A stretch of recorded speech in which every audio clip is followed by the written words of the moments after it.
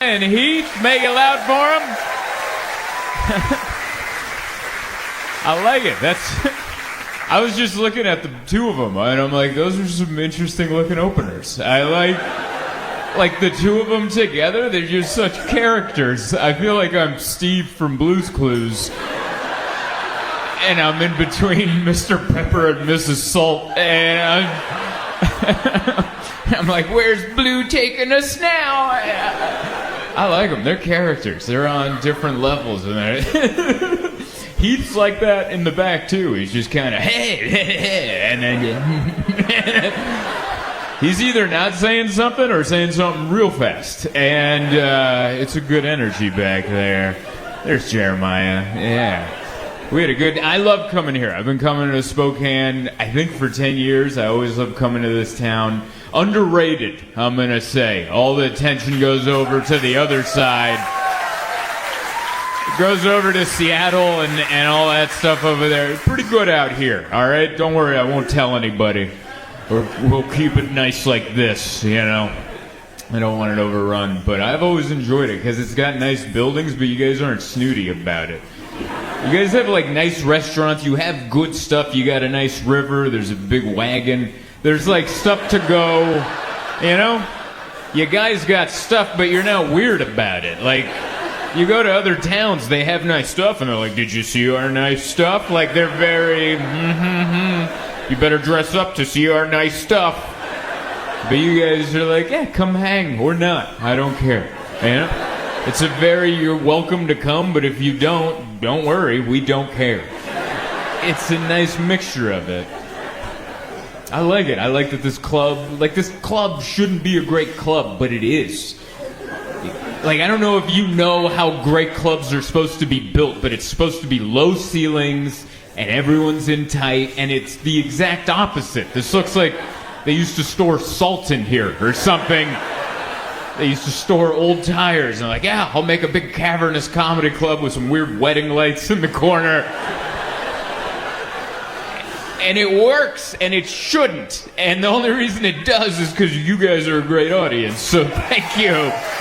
And I know, that comes off a little pandering, but I do mean it, because I remember the first time I walked in, I'm like, these shows can't be good. And then every time I went up, I'm like, these shows are really fun. I remember one of the first times I came to, like, headline here, the manager, who no longer works here, I think it might have been because of that weekend. The club also owns the video game arcade place right next door, and afterwards he's like, let's go have some drinks, they're free. And I'm like, did you say free? And so we're there drinking for a very long time, and then at like 2 in the morning he's like, oh, I forgot to tell you, you got to be on the news tomorrow. And I'm like, when? And he's like, 6 a.m. And I'm like, it's 2 now. And he's like, yeah, we should probably wrap it up. And it was one of the local, I don't know if it was ABC, but it was one of the local morning ones. And I had to go do it. And I wish I could tell you I was hungover. I was still drunk when it was too early. And he came and picked me up at the hotel. And I'm like, I don't think it's been enough time for you to be driving. Like, that wasn't that long ago. I didn't even go to sleep. He just dropped me off at the hotel, and I sat there. And I'm like, I think he meant like 2 days from now. He didn't mean now. And then he's like, I'm outside. And I'm like, he meant now. Wow. And I had to go do the morning news. And I'm just sweating Jameson. And it was so bad. And you know, morning news people, they wake up at like 2 in the morning, and they're all made up. And they're like, I already worked out, and I had orange juice. I already did my stocks. They just have the energy of like a preschool teacher, and I'm just coming in wearing my same clothes from the night before, flop sweat everywhere, just trying not to cuss because I'm still I got Jameson in the system, and I'm like, what? Hi. And I had to go on after just a classic morning news story. This happened, I'm going to say 2016-ish, somewhere around there. At that time, there was a rabid raccoon terrorizing the greater Spokane area. And so the news story before me, they're like, there's a rabid raccoon that had been breaking into people's homes. This is how good this raccoon was. It wasn't just messing with trash cans. It was getting in the house, messing things up, and then taking off. And they went so far as to do a police sketch of the raccoon. Not making any of that up. I remember being drunk going, I can't follow the raccoon. Dude, I can't. How the hell am I supposed to follow the rabid raccoon story? And then the drunk manager's like, I don't know, man. Good luck. And then he shoved me out there. And I don't know where that guy is, but I think he's doing good. I think he's doing better. But yeah, we had fun today. We went and played pickleball. Jeremiah and I went and played pickleball. That's fun. I don't know if you've ever played that. It's like it's right in between tennis and ping pong. It's like I don't want to play full on tennis. It's a lot of running around. But I also want to be able to turn on my Apple Watch. And you can't do that for ping pong. You know, that's not enough steps. So pickleball's a nice in between a game and a sport, you know. It's like if you added tackling to golf, you'd be like, all right, that's almost a sport now. Like that just went from game to sport now that you can tackle someone's blind side. Can you imagine that? Just teeing off? Just like, but you still have to be quiet. You're like, there's no... You can't yell. You gotta just silence. Plow someone right in the spine. Goofy visor goes flying. I'd watch golf then. Anyway, we went to go play pickleball. It was awesome. It was still pretty hard, quite honestly. And there was like there was like a jacked up couple on the next court over, and they were just like in too good a shape. You know that like CrossFit shape where like we work out in a gym with nothing. We just throw tires around and we climb the walls like Spider-Man. They don't even have a pull-up bar. There's just a ledge in the brick, and you're like, yeah, I do finger pull-ups. Every jar in my house is open, baby. Like these are.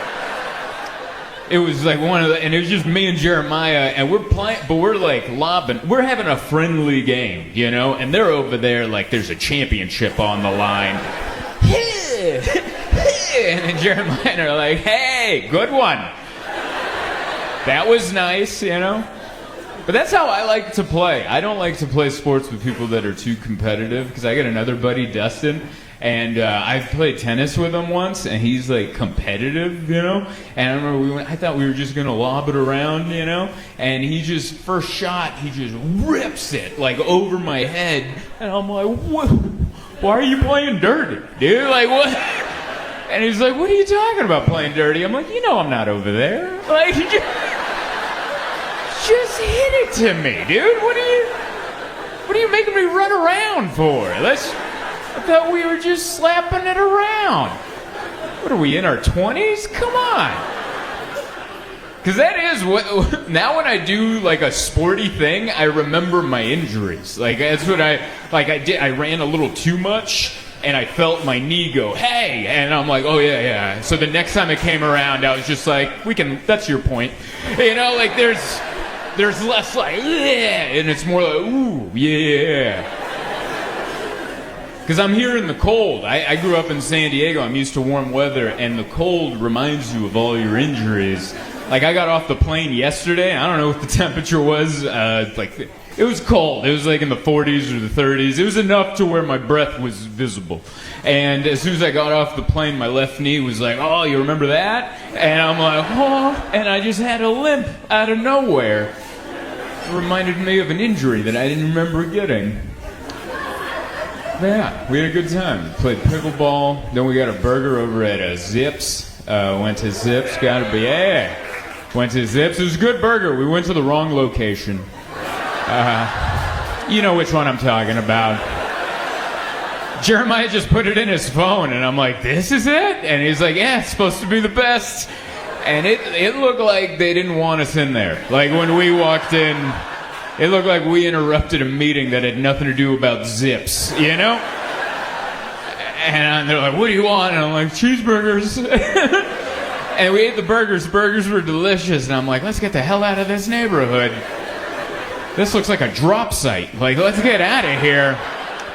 And then we were going back to the hotel, and we passed the good one. Like, the nice one There's like families in there. There's kids giggling and coloring juicy burgers. I'm like, why'd you take us to the methy one? What? That should be on the Google. Like, hey, dude, are you trying to order off menu? Because if you're not, you shouldn't be going to this one. All right, they'll sell you some dust on the side. But yeah, that was fun. I'm staying over at the Davenport, that's where that very nice hotel, too nice. I was in a robe and in the afternoon. That's a weird feeling, right? Just being in a robe in the afternoon. You're like, well, I'm done, right? And you're like, no, I gotta go to work. but I'm calling this work. But this is, I had to take the robe off and put on real pants. And it's just not a good look. Like, every time I wear a robe and I see my reflection in the mirror, I'm like, eh. Like, it's not... Robes are for women. Like, robes look good on women. Women, you look great in a robe. You look like you just came back from the spa or came out of a bubble bath with a red wine. Every time I see a guy in a robe, it just looks like he got done having some illegal sex. Just... Right? It can even be like a nice guy, but he's just wearing a robe and you're like, I don't care for that. And then he smiles, just... None of that, sir, please.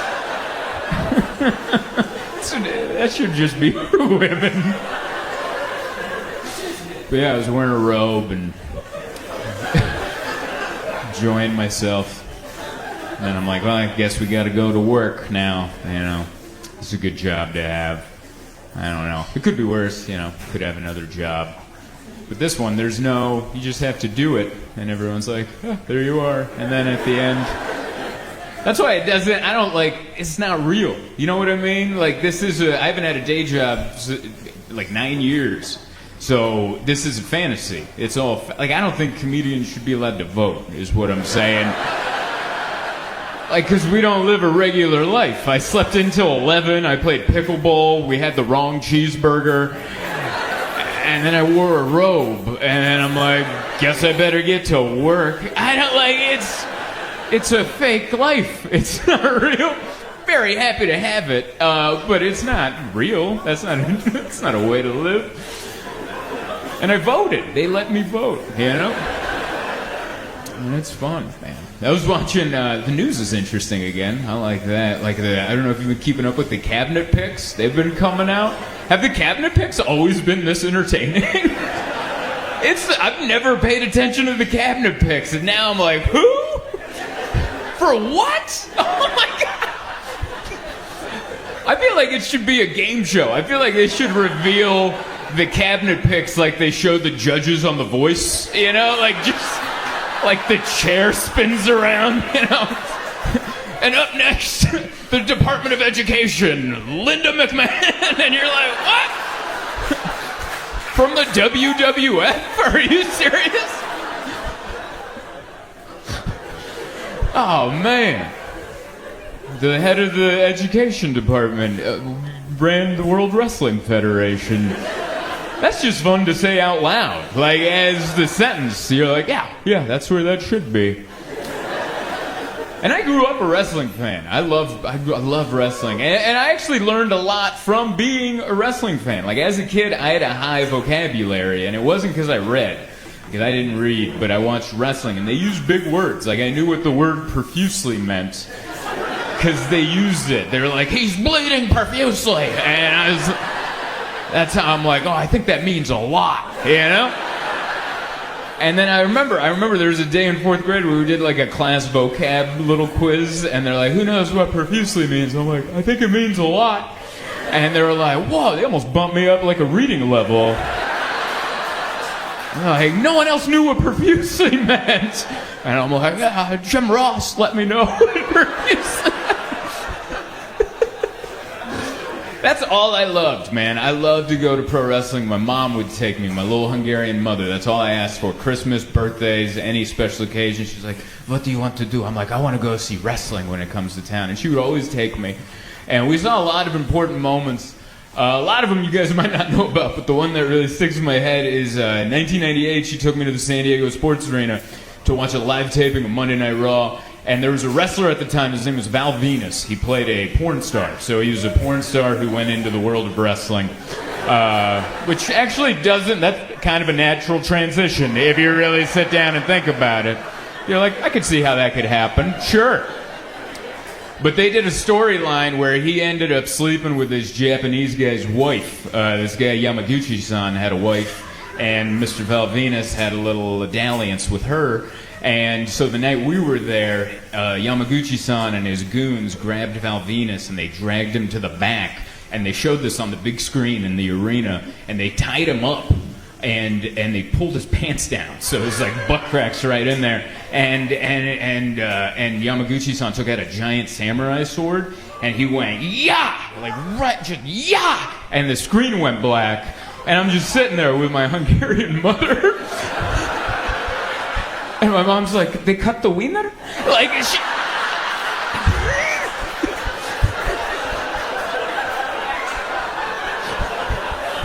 That's the head of the Department of Education. Like that. It was amazing. Like, what a weird moment to share with my mother, you know? Like, and to think about, like, go all the way back. Like, we were born in Hungary, and then we came over, and then my mom worked 2 jobs. She worked at a retirement home serving the elderly, and then part of the money she got for serving the elderly, she used to buy tickets so her and her son could watch a live castration. Like, that might be the best commercial for capitalism there ever could be.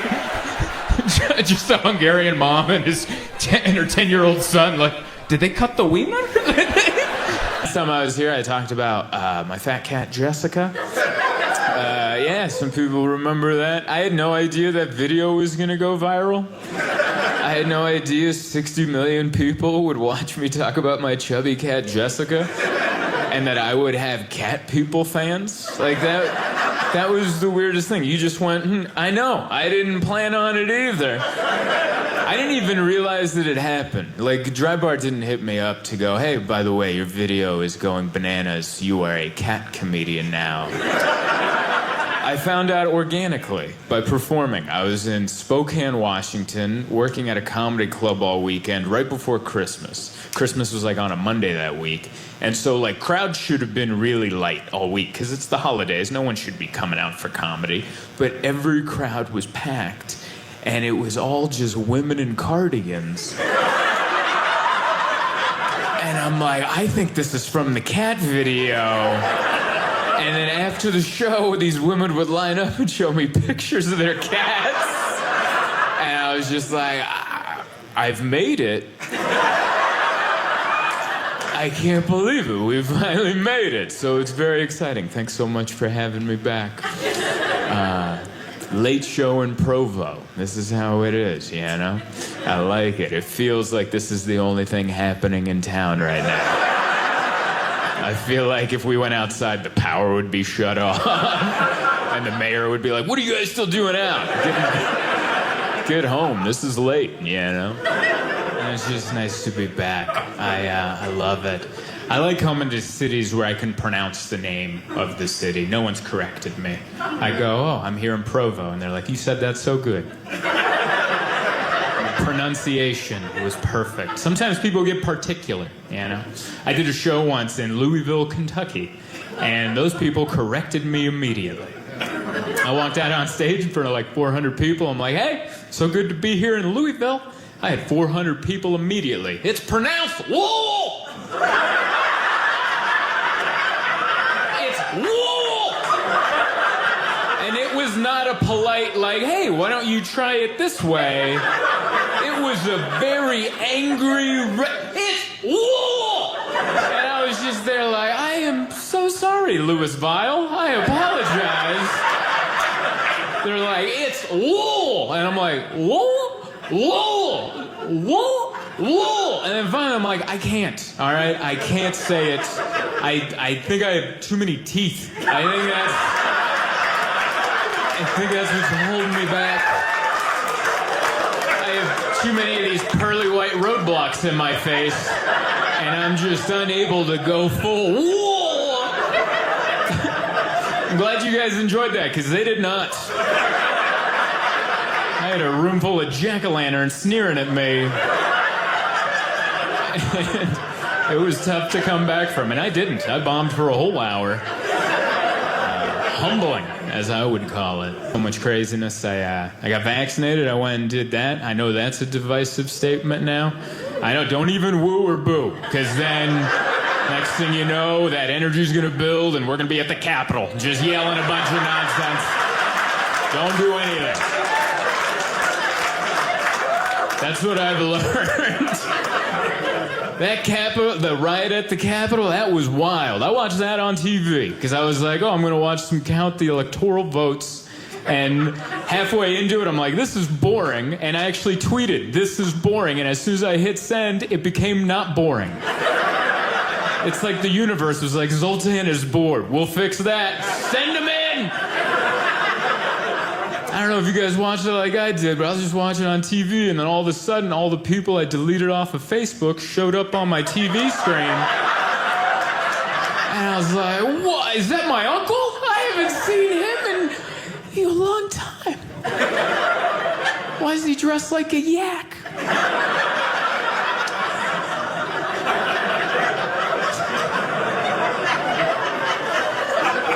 That was such a crazy thing, because they stormed the Capitol, and then I don't think they had the plan for the rest of it. They all just kind of went in there and looked at each other like, well, what now? And then one of them went, selfies? Should we take selfies? And then they just looked like a bunch of tourists at a Madame Tussauds wax museum. It was fun to watch. It was more entertaining than the electoral votes being counted. I'll give them that. But yeah, I went and got vaccinated. I got yelled at for getting vaccinated by a friend of mine. He's like, why would you get vaccinated? And I was like, whoa, I got vaccinated because I don't know anything, okay? I never went to college, okay? I graduated high school with a 2.75 GPA. Average, okay? Average intelligence is what I have. And a bunch of nerds popped up on my TV, and they're like, you should get the vaccination. And I was like, okay. You look like you went to college longer than I went to regular school, so I'll go do that. So I went, and it seems like 70% of the country listened to the nerds. Meanwhile, my one friend and 30% of the rest of the country was like, yeah, we heard the nerds, but we also listened to a jiu-jitsu podcast. And they recommend that we reconsider. And by the way, I'm not knocking you if you decided not to get it. It's your choice. It's totally your choice. You're fine. I totally get why a professional fighter wouldn't want the vaccine. I get that. I've never assaulted anyone while wearing underwear, okay? But I imagine it makes you feel invincible. I imagine it makes you feel amazing. I've never fought another man who was also in his underwear, and we trained 8 weeks for that moment. And I've never pummeled him so hard that another man had to run in between us and go, please stop! You're gonna kill him. And then 20,000 people in an arena went, yeah! You ever see a UFC fighter after a win? Blah, they look like a Spartan after they just kick someone in the chest. You imagine what they feel like. They feel invincible, and then they come on the news and they're like, you should get the vaccine because there's a virus that might make you go, till you die. And he's like, well, not me. Did you just see what I did to that man? I'm pretty sure I'll be fine. And I'm pretty sure he will be. But me, I need the vaccine, all right? A month ago, I turned too quick.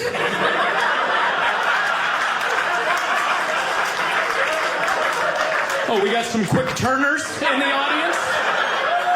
A month ago, I was at a comedy club, and there was a waitress right around here I didn't see, and I turned too quick, almost knocked into her, stopped, and I pulled a muscle in my neck that ran down into my shoulder, and then for the next 2 weeks when driving, I had to change lanes based on faith, all right? There was no checking a blind spot. I was like, we're doing it.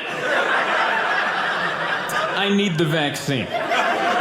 2, maybe a booster. Okay, I need it. I am not equipped to survive. So wild how everything turned out, man. I really thought this virus was going to bring us together. What an idiot. That was a real thought that I had. I told someone, March of 2020, they're like, how do you think this is going to pan out, Zoltan? I'm like, I think this is going to bring us together. What a stupid statement that is. That is really what I thought. Because I remember there's a famous quote that said, sometimes to bring two adversaries together, you need a common enemy. And then the virus showed up, and I'm like, all right, we can hate that together. And we did for like 3 days. Remember that? We had like 3 days in March of 2020 when we were like, we're in this together. Remember that? Celebrities on their phones, we're in this together. I was at home going, yeah, you're in a mansion, but okay, yeah. I don't have an infinity pool, but yeah, we're in this together. But we were in this together for like 3 days, and then the 4th day, someone's like, that virus is a Democrat, and it was over. It was done. We made the virus political, which that hurt my heart, because that means we're never going to come together, ever. Like, if the aliens ever do attack, we're not going to band together to fight the aliens. We're just going to go, let's see how they vote in November. These guys might be all right. Yeah. It's wild. It's funny how quick it got crazy, too. It wasn't long after the lockdown. We were fist-fighting over toilet paper. Already. 2 weeks in, I remember there's a guy who trended on Twitter because he threatened to eat his neighbor. Yeah, 2 weeks in. That's too soon. There's plenty of food at Costco. Calm down. But yeah, there's a guy on Twitter. He had a video, and he goes, I'll eat my neighbor. And that's what he sounded like. He sounded like an outboard motor without any gasoline in it. But you tried to start it anyway, just... That's what he sounded like. I'll eat my neighbor. I remember seeing that on Twitter, and the only person I could think about was his neighbor.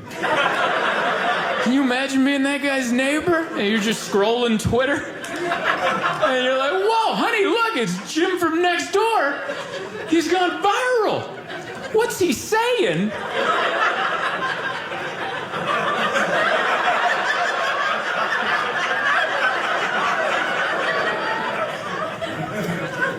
Does he still have the spare key? Because we gotta change the locks.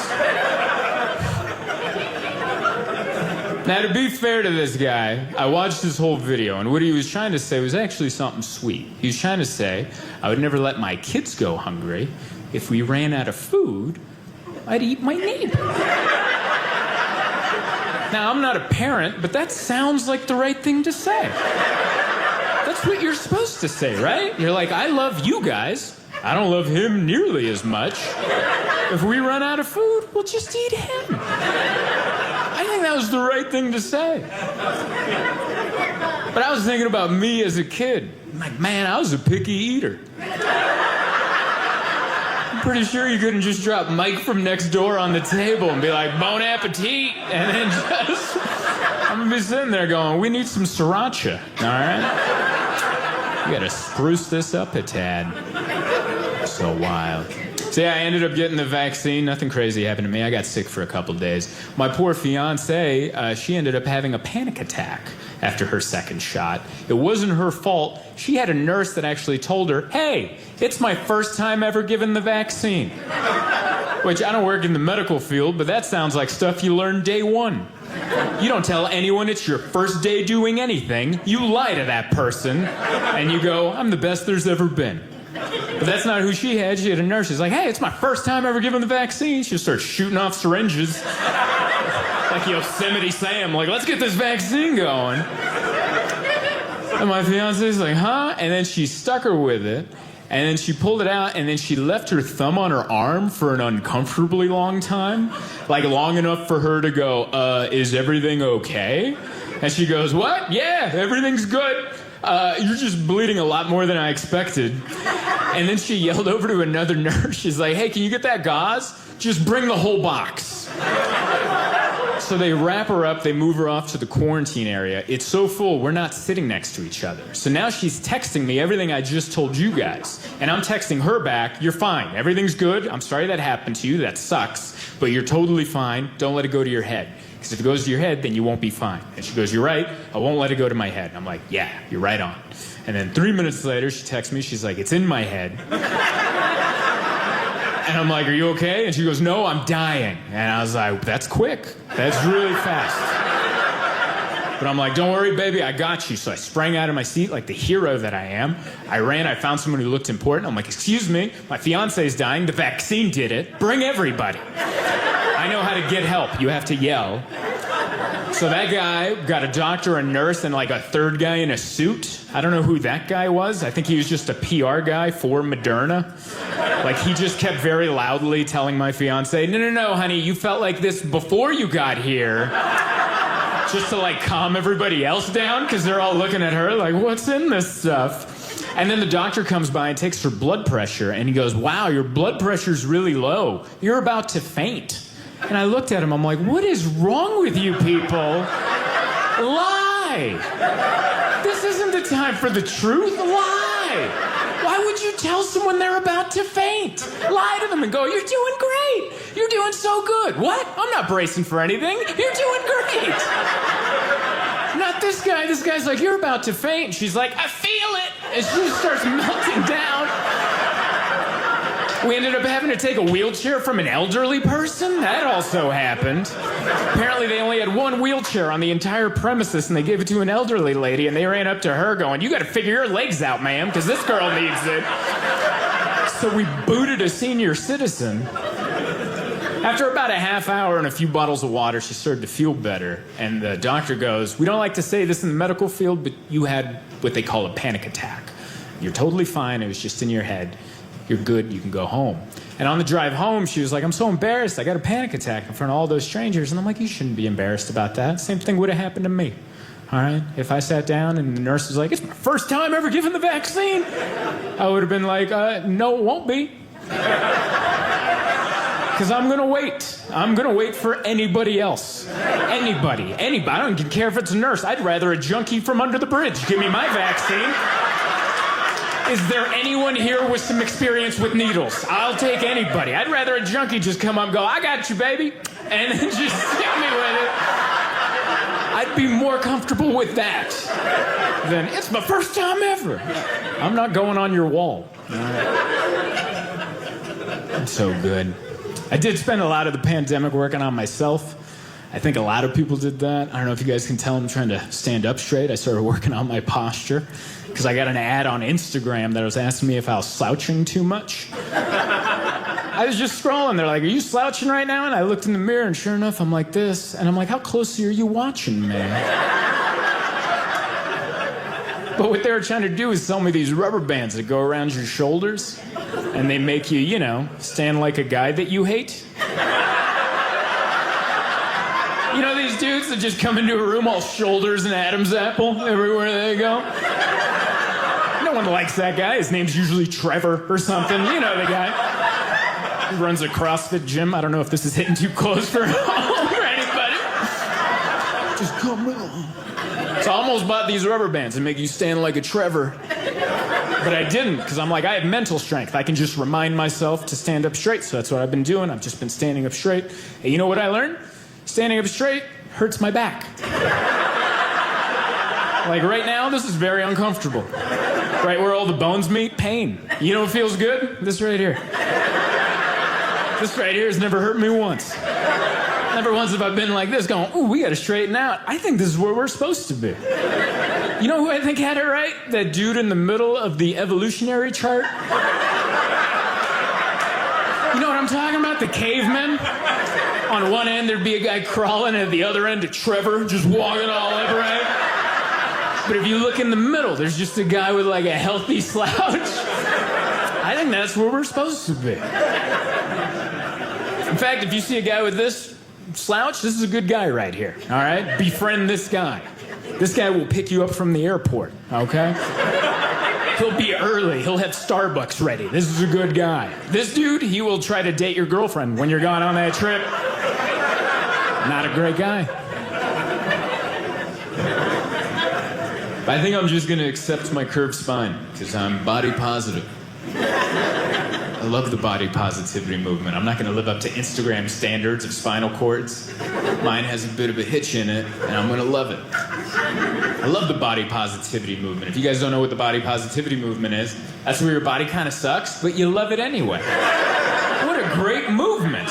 Why would you hate your body? You love it. That's the one you got. You're like, yeah, but that guy's got a better one. Yeah, well, that guy sucks. You got what you got. You might as well love it. I wish body positivity was around sooner. I could have used it when I was a chubby kid growing up wearing a t-shirt in the pool. I could have used it then. I could have used body positivity then. I thought I looked slim. And you know I didn't. That was the chubbiest I ever looked. I would just come out, the shirt would be hugging my voluptuous curves. Not anymore. I'm body positive. I was at the beach last week. I took my shirt off. I don't care if my nipples don't match. I'm out there. Body positivity. My only knock on the body positivity movement, and I think it will evolve over time, but I hope one day body positivity can move north to include the face. I don't know if you guys have noticed, body positivity seems to cut off right around here. Right around here. Here down, you gotta love your body. That's your body. From here up, oh yeah, you gotta fix that. And you're like, why? It's connecting. You're like, no. Don't mess with your face, you guys. Your face is beautiful. That's your face. Two people came together, they had an intimate moment, and this is the receipt. I feel like more people should cheer at that, but everyone's always like, yeah, but my parents are pretty ugly. If I want to smooth out some of these dents and divots, I will. I don't know, man. Life was good before the pandemic for me, anyway. 2019 was a great year. 2019 was the first year I started to feel like an adult. I was, in 2019, I was 32, and I was like, it's time, you know? I was feeling like an adult. I bought a couch that year. It was a big year for me. I'm not saying I never owned a couch before. I'm just saying I never paid for one before, all right? It's my first time purchasing a couch. It was a big year. I also paid taxes that year. Never did that before. First timer. And I'm not trying to say I was a tax cheat. I always filed my taxes like a responsible citizen, but all the other years, the government was like, whoa, looks like you need this. In fact, here's a little extra. We're worried about you, you know? 2019 was the first year they asked me for money, and just like that, I'm now a Republican. That's how that works. First 31 years, bleeding heart liberal. We gotta help everybody. Until they asked me for money, and I'm like, well, you guys gotta pick yourselves up by your bootstraps. You can't be pulling the wagon for everybody. That's my favorite joke, because it's for everybody. That's a bipartisan tax joke right there. Everyone can enjoy it. One side's like, oh, that's cute, he's being ironic, and the other side's like, he's seeing the light. Gets how it works now. So good. I learned so much, man. I used to make fun of millennials. That was something I did. Yeah, I used to make fun of millennials till I did a Google search. And I realized I am one. Now, I don't think they're that bad. That's who I am in a nutshell. I'm a total hypocrite. I will make fun of a group of people till I realize I am that group of people. And I'll be like, come on, you guys, they're all right. I like millennials. If I did have to pick on millennials, I think our biggest issue is we're too self-aware. We know exactly what's wrong with us and why, and I don't know if that's healthy. Because everyone in my age knows exactly what's wrong with them, but no one seems to be getting any better. Like every person I meet my age, they're like, I have anxiety. And I'm like, oh, what are you doing about that? Nothing. I'm telling you, so you work around it.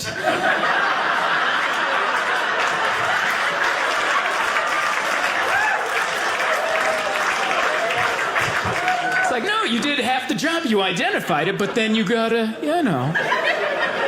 Everyone knows why they have anxiety. And they'll tell you right away, right when you meet somebody. I have anxiety because when I was 8, my brother locked me in a closet, kept me there all weekend. It's like, that's too soon. That's for tomorrow. That's if we talk again tomorrow. This is too soon. And it's not like we're the first generation to have anxiety. We're just the first generation to look into it. I'm sure previous generations had anxiety, but they didn't look into it. They're just like, I don't know, when I go to Costco, my cheeks tingle, and they kept it at that. They didn't have time to start digging into it. But that's who I am. I'm a millennial. I'm not manly. I'm not a manly person. I don't know if you guys can tell by my build. I'm not manly. I had someone recently ask me if I could change a flat tire, and I'm like, why would I even try? Why would I even attempt that? I have AAA. AAA. Get AAA. If you don't have it, get it. It's $50. $50 a year. You get a flat tire, one phone call, a real man shows up. And he does it all while you stand safely off to the side. Sipping a latte, making small talk, like, oh, is that a torque wrench? Yeah, all right. And that's all you have to do. Someone asked me if I could change my own oil. Again, why would I even try? I don't even know where that hole is. And also, how well do you think I'm doing that you think I have a pit in my driveway? 'Cause that's how I get my oil changed. You drive it over a pit and there's a troll down there that has to... No one knows that guy. That's someone we keep down there. Sweep snacks down there for him. He doesn't get to live in society with us, man.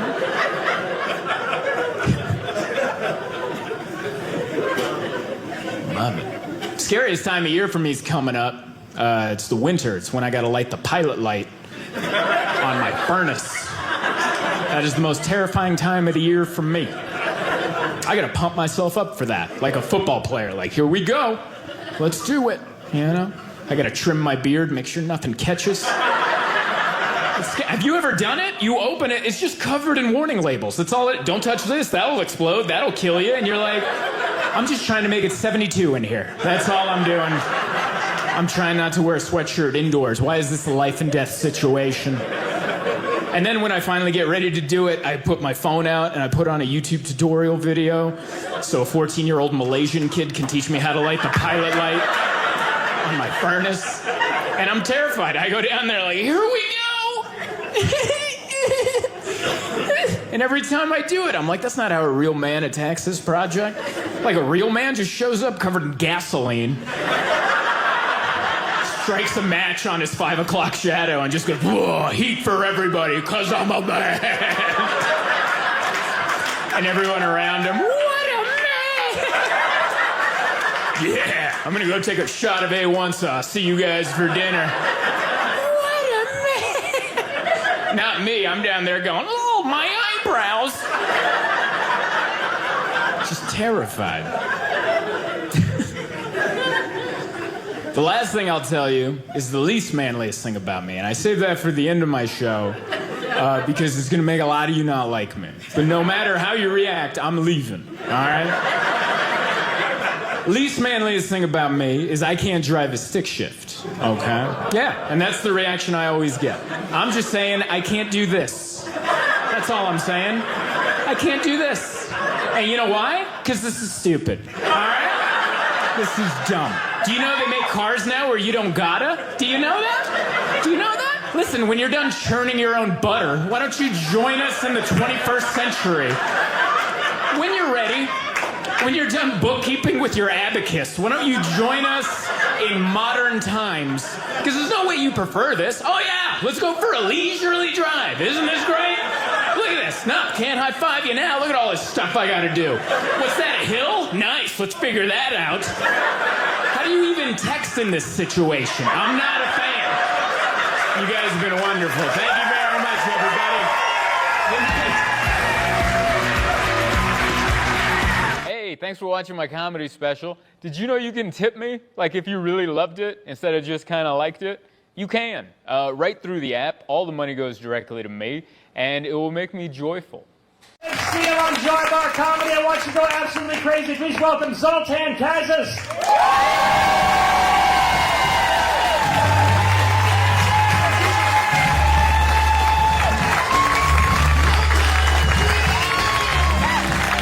What is up, everybody? everybody. Stood up. Thank you. That was so respectful. I felt like an ex-president right there. That gentleman stood up and clapped for me. Oh, man. I'm kind of nervous now. Like, I don't want to let that guy down now. Good Lord. Thank you, everybody. One more time for Jeremiah and Bob. Make it loud. So nice to be here. This is my first time here in Eugene. I've missed Eugene, Oregon on all my trips, and I'm glad it worked out. I've done Albany, Oregon. I've done that. That is how the show went. I've done that one. I was at a bowling alley, and I stayed at the Phoenix Inn next to the adult shop right off the freeway. Exactly, yeah. That hotel came with the gig. In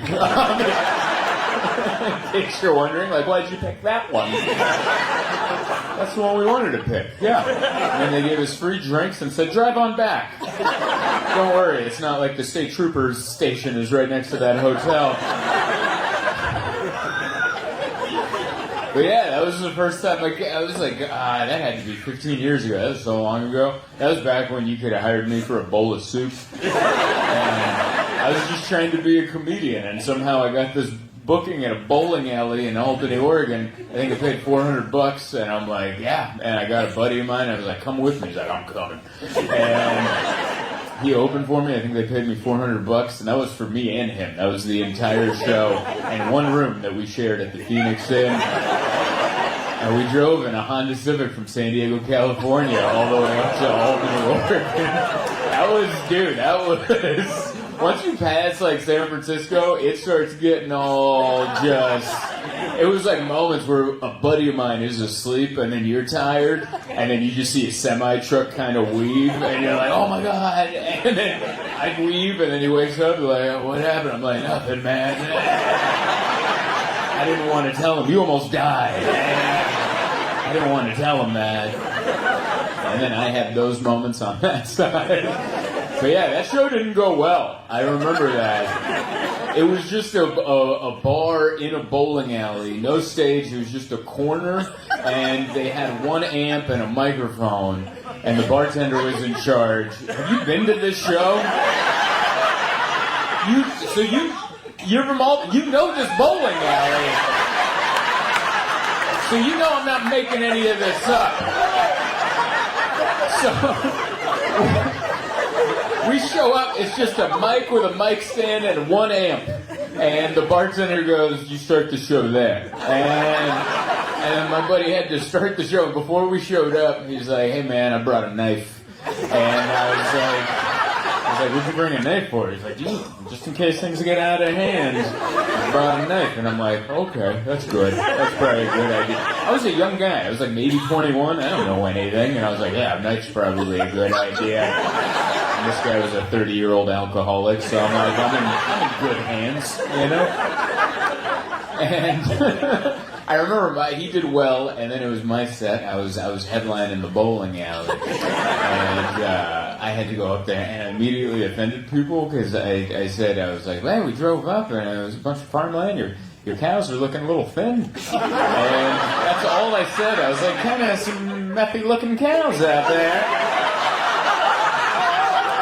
You notice how that got a laugh? That's kind of a funny thing to say.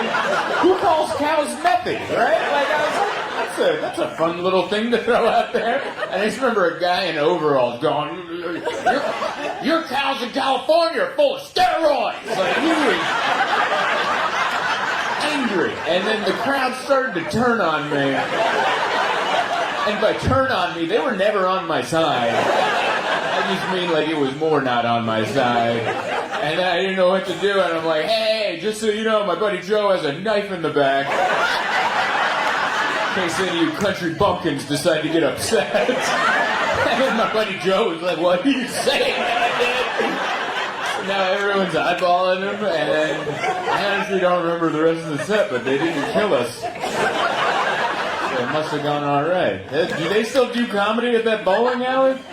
All right. I'm actually happy to hear that. I am happy to hear that. Maybe my show was the last one. They're like, we don't need to do this to the good people of Albany. They don't need this. And then I got a speeding ticket on the way back. And that cost more than $400. So immediately lost any kind of money. I don't even know what the profits would have been with gas and food and driving up from San Diego, but whatever those profits were, they were dashed. And I remember my buddy tried to warn me. He's like, hey man, I've been through Oregon, and their speed limit is 65, and they drive it. And I was like, all right. And then I'm on the freeway, and everyone drives it. You guys do follow the speed limit. But we had just had a bad show at a bowling alley. I just wanted to get home. We had like a 17-hour drive or whatever to get back home, and I'm like, I stomped that. As soon as I got it up to 80, it was like a windy little thing, and there was a cop, and we made eye contact. And I was like, no! And he pulled me over. I didn't even have an argument. He came by, you guys have the troopers with the hat, with the belts on the back. That's impressive to hold a hat on. You're like, no, I just need a belt over just my head fat right back there. Just strap it onto my head gut, and it'll keep it in. And he came by and he goes, do you have any idea why I pulled you over? I'm like, I was going fast. And he's like, why are you going so fast? I'm like, I just bombed at a bowling alley. I was just trying to get the hell out of the state. That's all I was trying to do. I'm glad we get another swing at it. This is already... I like Eugene. Eugene's way better than... No offense. I mean, no knock on anyone who lives there. It's nice down here. I like it. Because, like, the further south you go, is this, like, the last city in Oregon before it just becomes Medford? Like, is that right? Because I've also worked Medford a lot, and...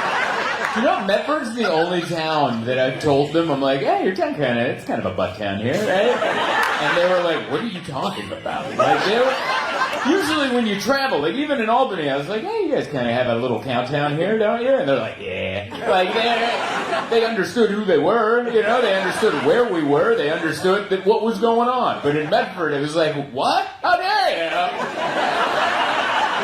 you? We vacation in Medford, how dare you? And they're like, we're not, no, you're talking about Grants Pass. Grants Pass is a bunch of hillbillies, not us here in Medford. And I had to let them know, I'm like, no, both of you. Both of you, you don't get to make that distinction. Both of you. Both of you. But yeah, I like it. We drove down from Portland today. That was a fun little drive. It's like you guys are the only ones that still have like hitchhikers. That's awesome. This is like the only place in the country where you drive on the interstate and there's just a guy, just like a hermit with a giant backpack, just walking down the interstate, and you're like, yeah, we're not near anything. Like, you're far between exits. You're like, where's the plan? I'm not going to pull over and ask, but that's there. And you're like, wow, this is like out of a Jack Kerouac novel or something. It looks less sexy when you see it in person. In the novels, it looks so beautiful and whimsical, and you're like, I'm riding the rails, and you're like, that guy's walking in the rain. It's less adventurous. But.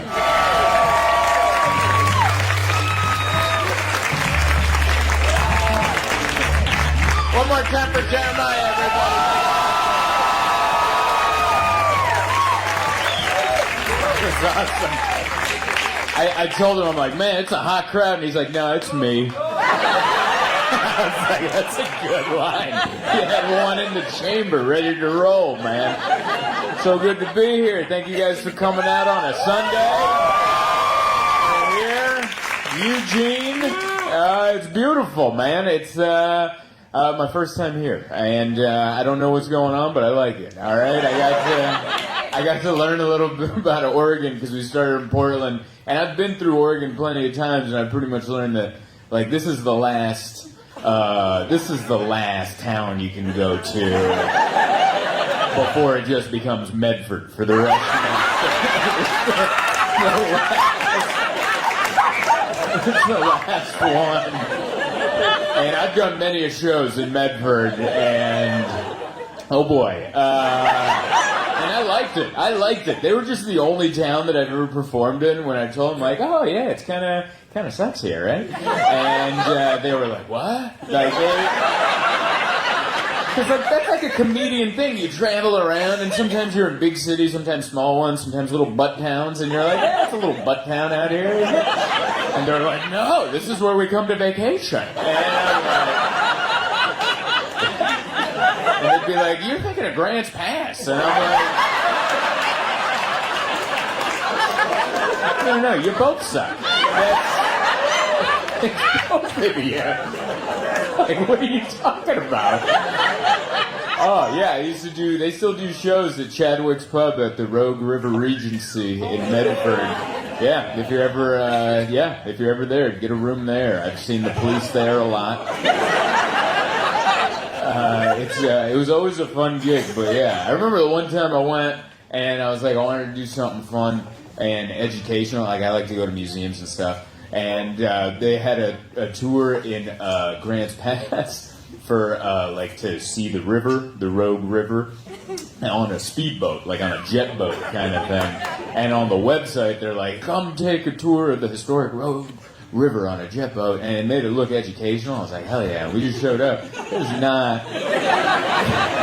It's just like a muscle car on the water. And there's a guy with a headset, and he's mainly talking about the engine. That's what we got a double carburetor, 8-cylinder. Sometimes he would talk about stuff, and he's like, oh, we're going to open up all the cylinders now. And he would point out educational stuff here and there, but it would be mostly about him doing donuts. He would yell shake and bake, and then that meant he was going to do a donut, and we're all going to get wet. And so it was bizarre. He'd just be going like, hey, oh, you see there's a bald eagle right there. Everyone get your cameras out. Just to get a picture of that bald eagle. Everyone get that picture? Yeah? Shake and bake! And then we'd go a little bit down further and be like, oh, you see that bridge right there? That was built in like 1852, Lewis and Clark walked over it or something, I don't know. And get a good picture of that. That's a good bridge right there. All right, ready, shake and bake. Do another one. And then I remember it got sad. There was a moment where a little girl started crying in the front of the boat, and he was like, what's wrong? What happened up there? And someone's like, she got stung by a bee. And you're like, oh no, don't worry, I got an ice pack. And he just passed up like a bottle. It was just a can of Bud Light. That he had in the cooler. And he called it an ice pack. And I'm just watching this can of Bud Light go to the front of the boat. And they just held it on this little girl's arm for her bee sting. And it was all somber on the boat. And after a few minutes, he's like, how's she doing up there? And then there was a thumbs up from some guy in the front that she's doing better. He's like, all right, shake and bake! One more. And so yeah, I like all of Oregon, but there's all these, there's all these different parts. I'm still trying to get the vibe of Eugene. This is where Nike started, right? Nike? All right. Is that okay? I like it. I brought it up, and you guys were like, we don't talk about that. All right. You guys were like, I didn't know he was going to make it political. I don't even know if Nike's political, but you never know these days. I like Nikes. I wear those. Thank you. You guys are so jazzed for a Sunday. This is so interesting because we did this is the Late Show, by the way. I do, the Late Show started at 6:30 or 40. We did, and then we sold it out, and so that we added a 3. They're like, you want to add a 3 o'clock? And I was like, is that legal? And they're like, yeah, we can add a 3. People showed up, like people canceled their naps. And canceled their afternoon naps, and they're like, let's go. You just pointed at 2 nappers. I was gonna take a nap, but I knew that I wouldn't wake up in time.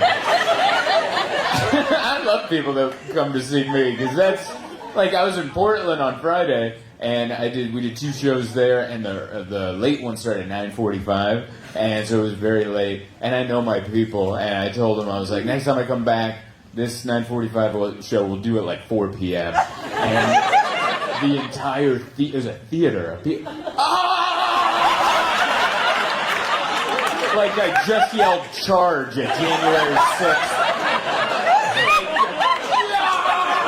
There's a guy dressed like a yak, and I'm like, where the hell did that guy come from? That's what my people, we'll charge for a 4 o'clock show. One more time for Brian. Make it loud for him. What is up? Hello. We're here. Did you come back? Did I meet you last night? Oh, man. All right. Didn't you give me a business card? Did you? Was your last name Kaszas? No, that was another guy.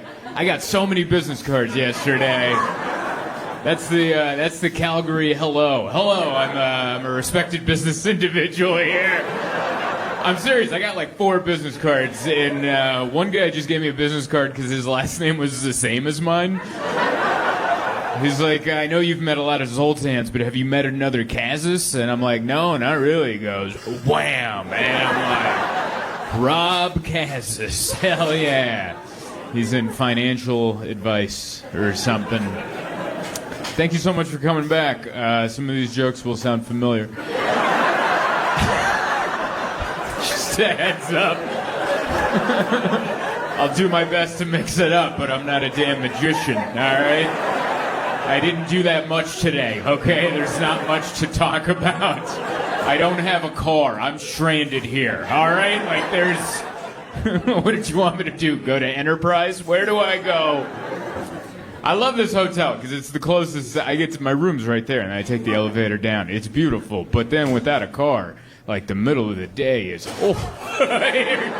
it feels like a sentence, you know? Like, oh, I get some time in the yard tonight. Tonight I get to go out, and I know I could have gotten an Uber or something, but that seems like a lot. You know, because then I got to have a plan and then go do something, and I don't know. I'll just hang out here. That's what I did. I just hung out. I didn't eat at the restaurant today. I ate there yesterday. I don't know if anyone else is staying here. A lot of events going on. There's an 18-year-old's birthday party going on in the lobby. Does anyone try to crash that? You know? That's such a nice birthday. 18. All right. My 18-year-old birthday was not that, like, I had like 4 people there. We went to a strip club, because that's like the age that you can go in the States is 18, and we went, and like, look like we belong. Or just... We did not look like we belonged. I remember we got kicked out. I didn't know you had to tip everybody. I didn't know that. But yeah, no, it's beautiful here. We went and had some food yesterday. It's very nice. I don't know if you had food here. It's good. A lot of elderly people. That's what it was. It was just nice. Everyone's nice. A buffet. It's a bunch of people. It's very good food, good conversation, a nice hack and cough in the corner.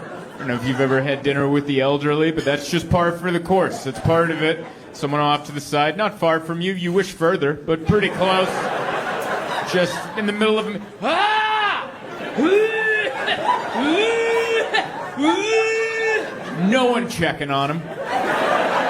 His wife not even looking up from her plate, just like, that's just how he enjoys iced tea.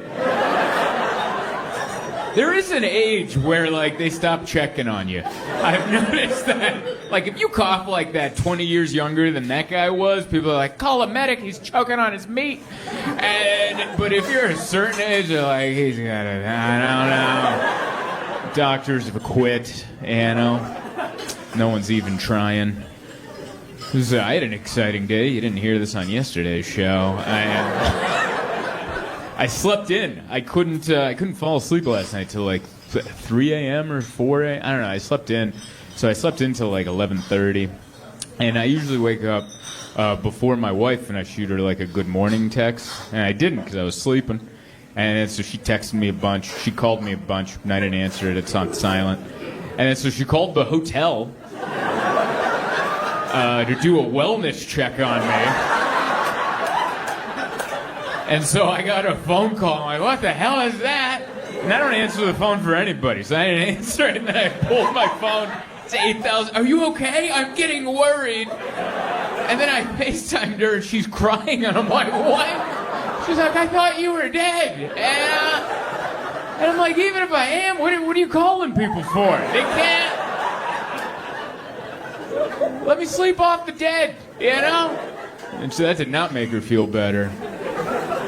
She's just so worried, you know? Sometimes she gets in her head, she has a bit of the anxiety like I do, and she just goes on it. And I got to watch. That's why it's funny how texts are timestamped. I got to watch her spiral. 10 a.m., good morning.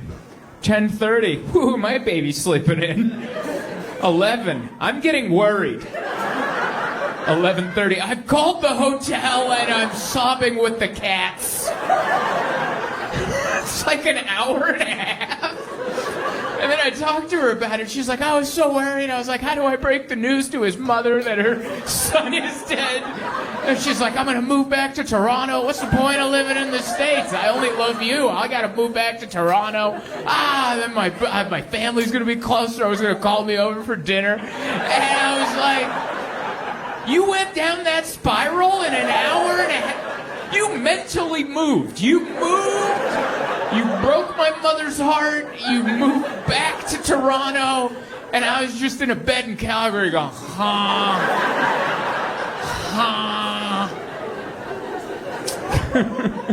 She just loves me, that's all. I used to have a joke, and it always stuck with her. I had a joke, I don't know, in 2019. It's on an old special where I was like, comedians die in hotel rooms. That's what we do. And then not long after that, Bob Saget died in his hotel room. And I'm not saying I did it. I'm just saying he also wasn't the first one. That's just what the reason we die there is. We do this for a living. We get older, and then and we happen to be working to play, and then and then that room's haunted. Look, like I don't know. That's how it works, but it's always been in her head, and she's like, I remember Bob Saget. And I was like, I'm fine. I'm doing all right. But it's nice to know I'm loved, you know? There was a time in my life when I was single, and I'd sleep until 3 in the afternoon, and no one called me. And now that I think about it, man, when I was single, I wonder how many days I'd be dead till someone found out. You ever wonder that? Like, if you didn't have a love, is he breathing? You know, like, I don't know. I was trying to say something sentimental, but you guys got pulled back there.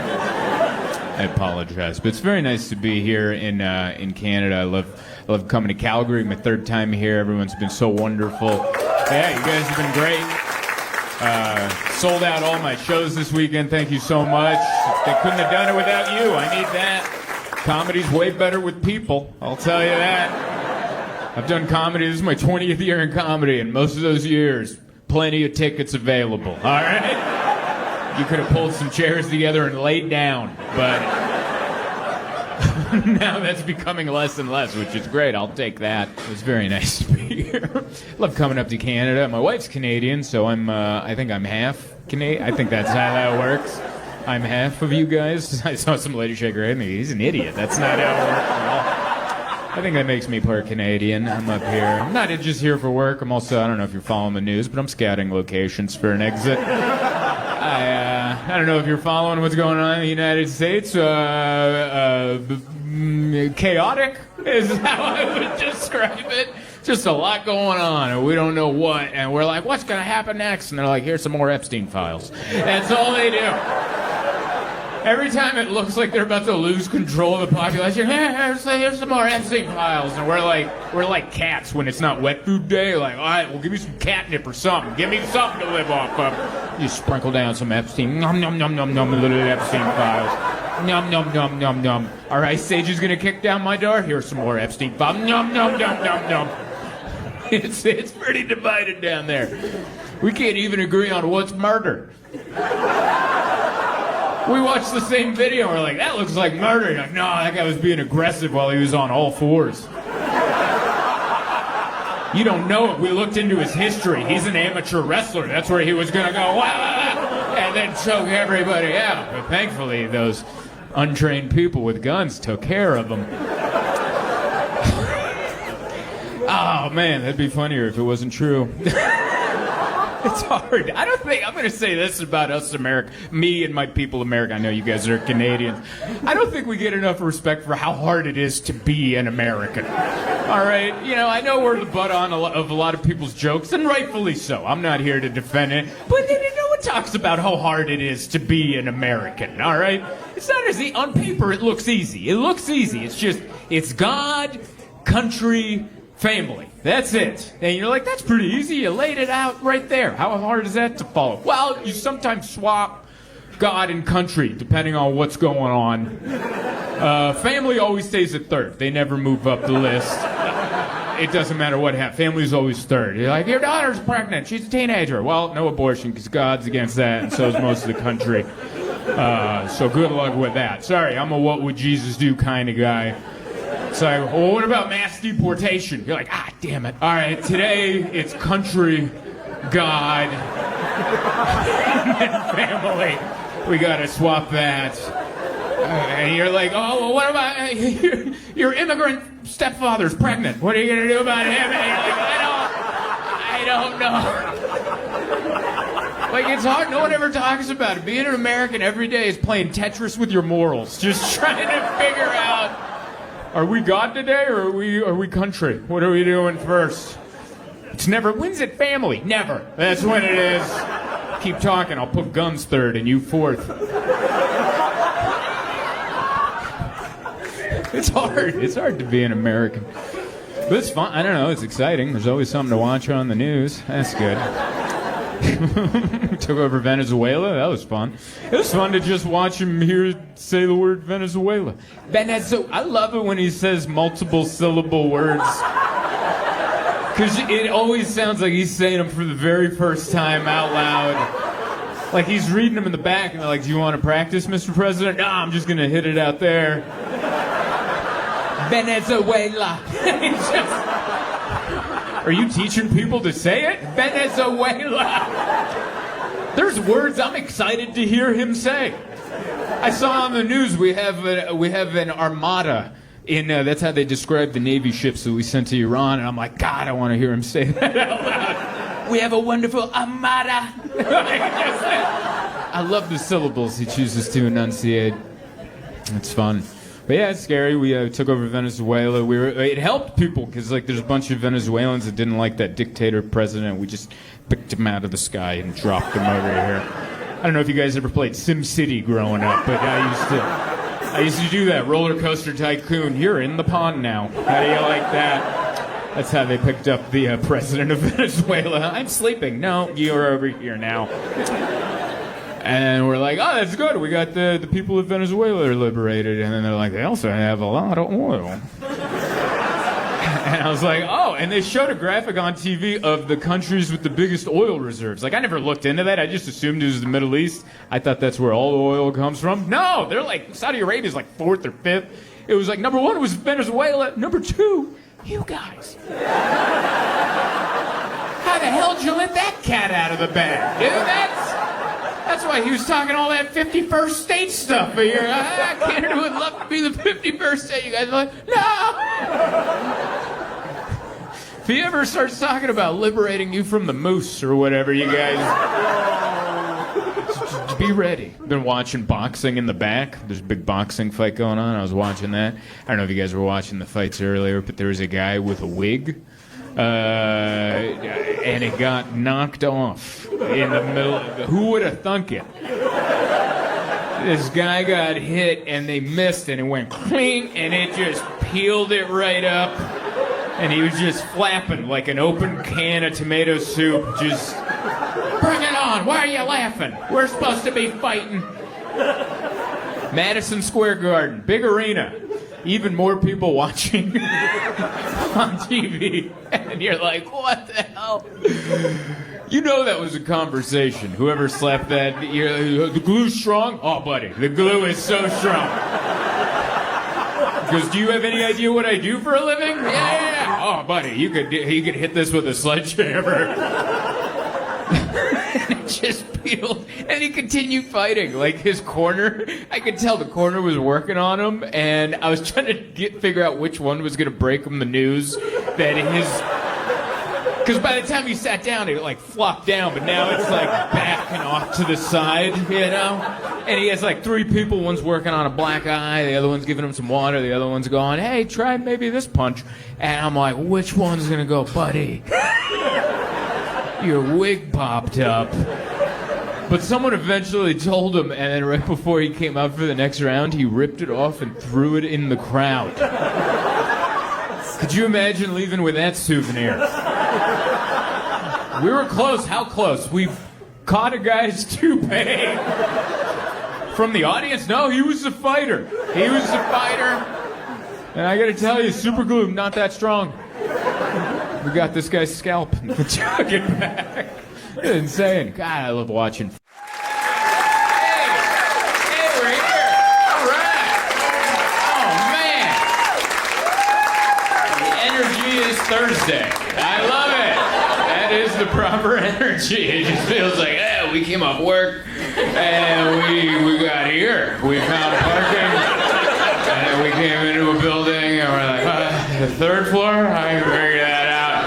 And then you had to make the decision. Are you taking the stairs or are you going to wait for that elevator? And I'm proud of you. A lot of you took the stairs. All right, I'm proud of you. But I saw you have the moment where you're like, but it's right there. I love it. This is Grand Rapids, baby. We're in the thick of it tonight. Dr. Grins. We didn't promise laughs. Grinning. That's what we promised. Medically induced. That's what I like, a business that aims for an achievable goal. I like that. They didn't say anyone was gonna have a hernia tonight. No one's gonna lose a lung laughing. You like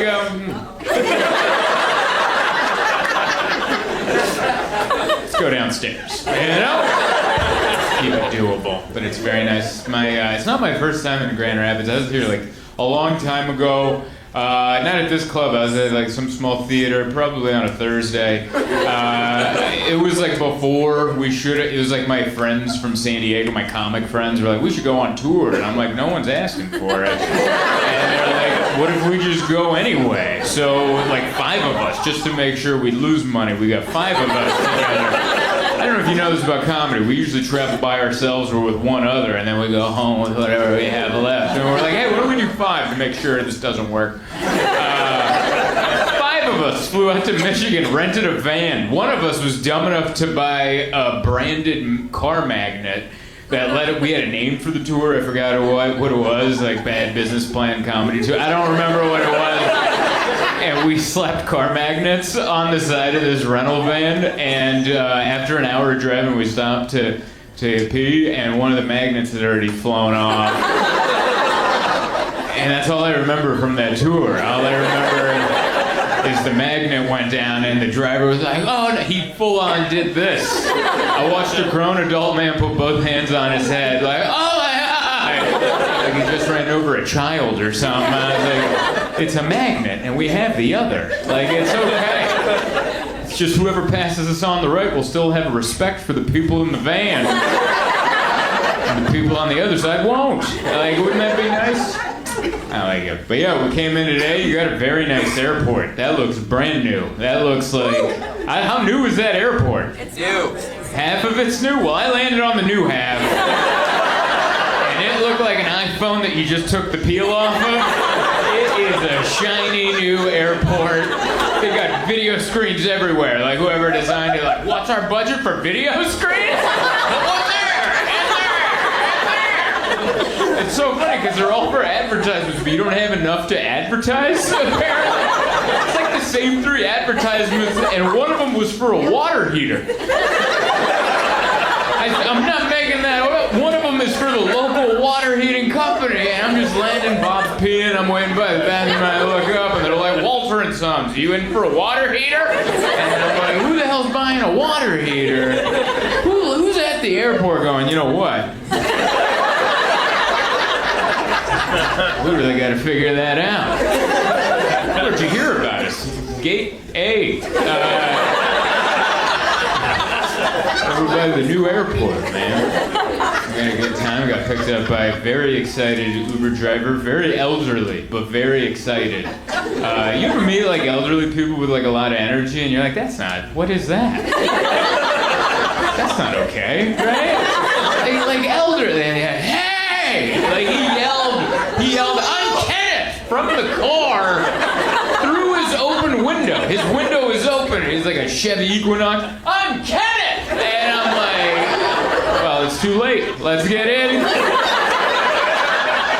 that's how the conversation went. He just talked the entire way, made a lot of lane changes without looking. Like, I don't know that he didn't look, but I also didn't see a lot of this action. There was a lot of, yeah, Grand Rapids is great. And I'm just like, oh boy. Ever been on one of those Uber rides where you're like, well, if we die, we can't be surprised, you know? That's always my biggest fear is getting into an accident in an Uber, because I'm in the back, I'm probably going to survive, and then that guy's probably going to die, and now I'm back there. How awkward, right? How awkward is, oh my God!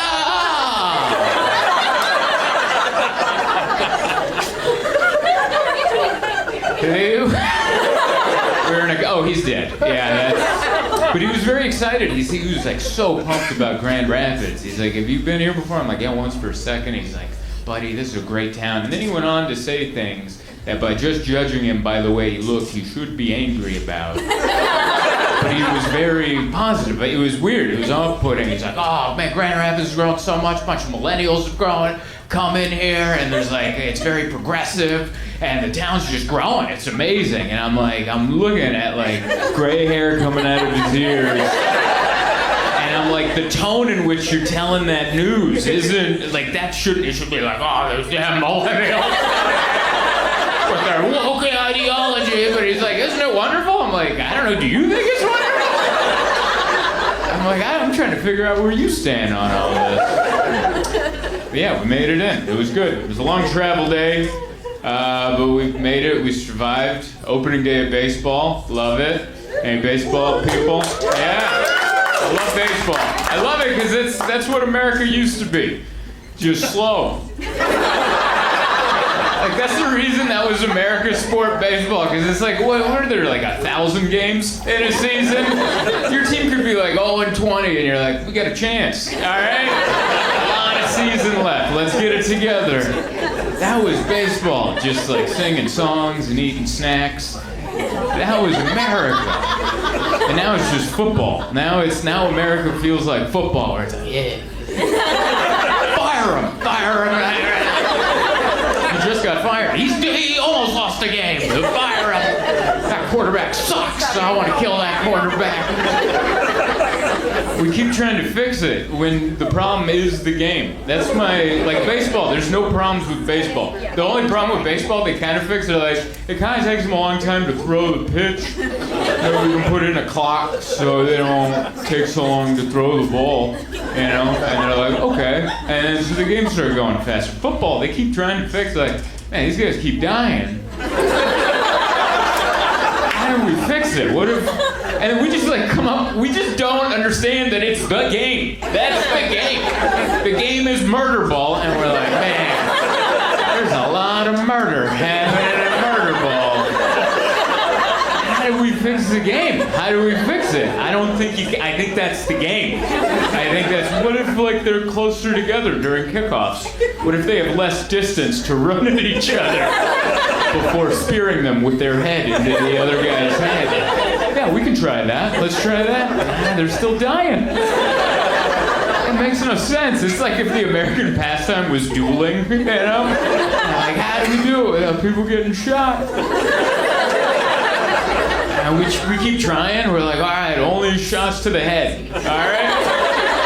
Oh, wait, most of that will miss. Like, people keep dying. I know it's a dumb joke, but I already said it. That's what I thought about. Thinking about that. Group text. We accidentally group texted military plans. Like the wrong guy. That's crazy to think that's even in a group text, man. Because politicians are like you and me. Like, they probably hate group text too. I'm in like 4 group texts I hate every time I get an alert. I'm like, oh. And I'm like, I wonder if that's how they reacted. Like, I guess we're bombing the Houthis on Saturday.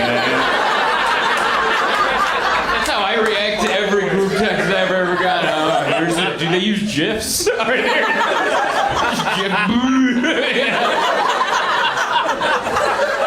Thinks he's hilarious. In the group text, he's funny, but in person, I'll tell you what, dry as dragon bait.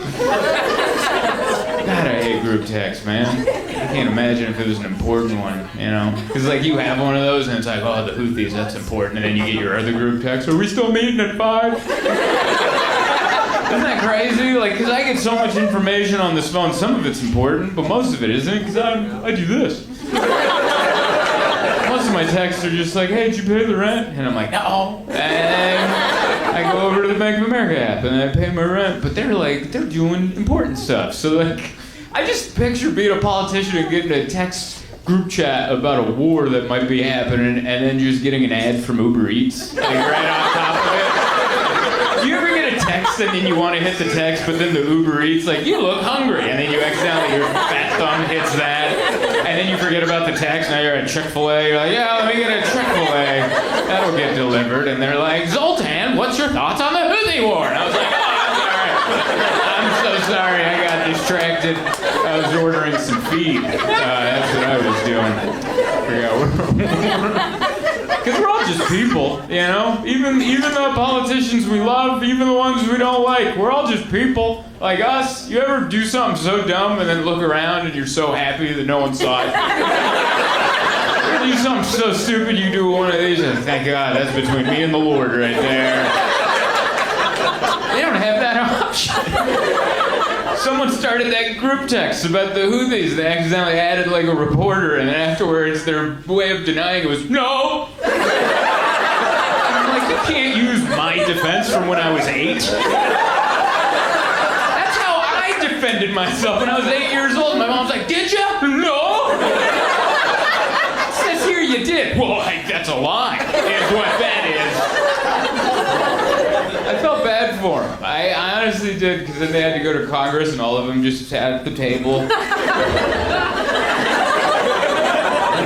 They were like, this is disrespectful, I can't believe that. And they're just like, well, we didn't, I don't know.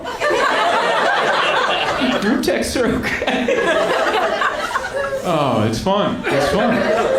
And I don't know what the politics are in this town, and that's why it's very vague and open. According to the Uber driver, it's very progressive, and he's cool with it. And just so you know. But yeah, even the way he said things, he's like, yeah, we got a bunch of children's hospitals here. We got one of the best children. People fly in with their sick kids, and I get to take them. Isn't that great? I'm like, yes and no. Like, great that it exists, and it's such a good children's hospital. You have the wrong demeanor for the information you gave. You ever meet people like that? I got a buddy like that. My manager, he's like an extreme sports guy. He broke his back snowboarding, and he told me on the phone, he's like, I'm in the hospital, I can't move my neck. But he was telling me with the energy that I would tell you what I had for dinner last night. Like, let's say I went to a nice restaurant, it was a good steak, and I was like, man, that steak was amazing. He said my back's broken with the, vertebrae's 4 and 5, she's gone, man. Wow, you know? And I'm like, why is your delivery wrong for this thing you're saying? These are the things I think about. I'm sorry, I ate a chicken sandwich before I came up here. I was very hungry. I don't know if you got the chicken sandwich. It's a fried chicken sandwich, and it's fried. It's, some places are like, we fried it, and these people are like, we did it twice just to make sure. And I ate it all, because I made it better for me. I love that. Are you from here, local? Yeah. Grew up here? No, where are you from? Chicago. Chicago, and then you came out here to buy a house? Oh, you came for school and stayed. Love that. What did you do for school? I went to automotive school and then coached volleyball. That's a good mix right there. I don't know if you guys heard that. He went to automotive school, coached volleyball, and I got to tell you, you look like both of those things. I've never seen that before. You totally nailed both looks.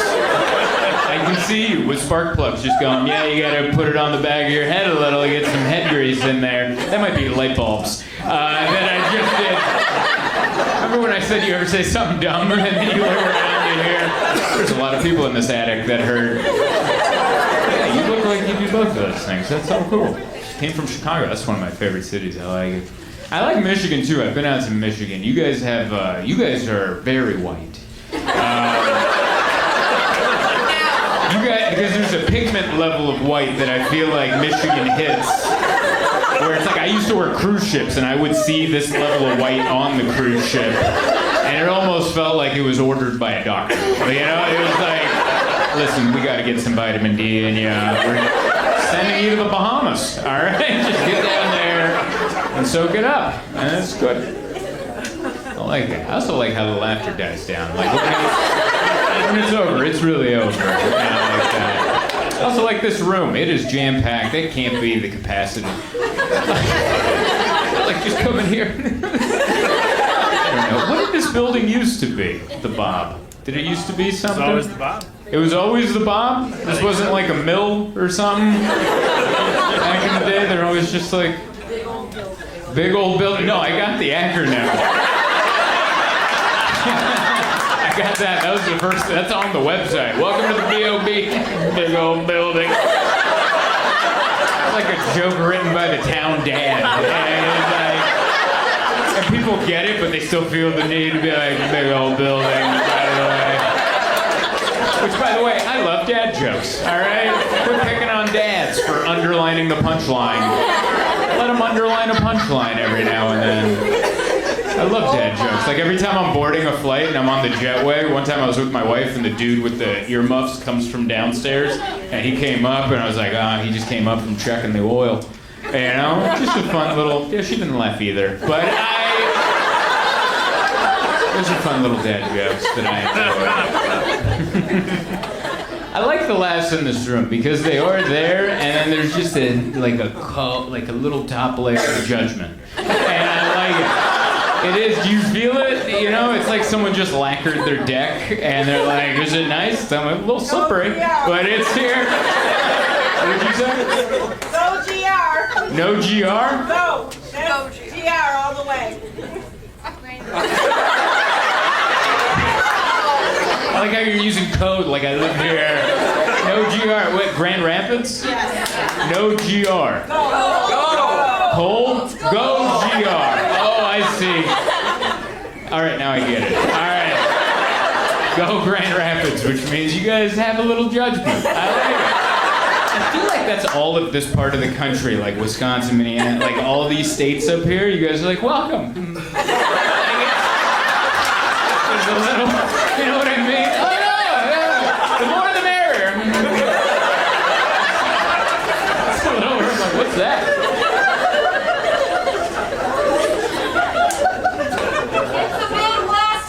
It is the Midwest, but to be honest with you, guys are nicer about it. I think every place has that. It's just some people are more open about it. Like you go to some parts of the country, they're like, get the hell out of here!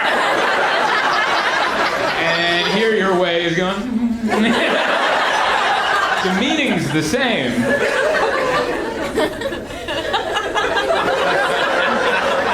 all that way. I don't like it. Like I live in Southern California. You know who we don't like? People from Arizona.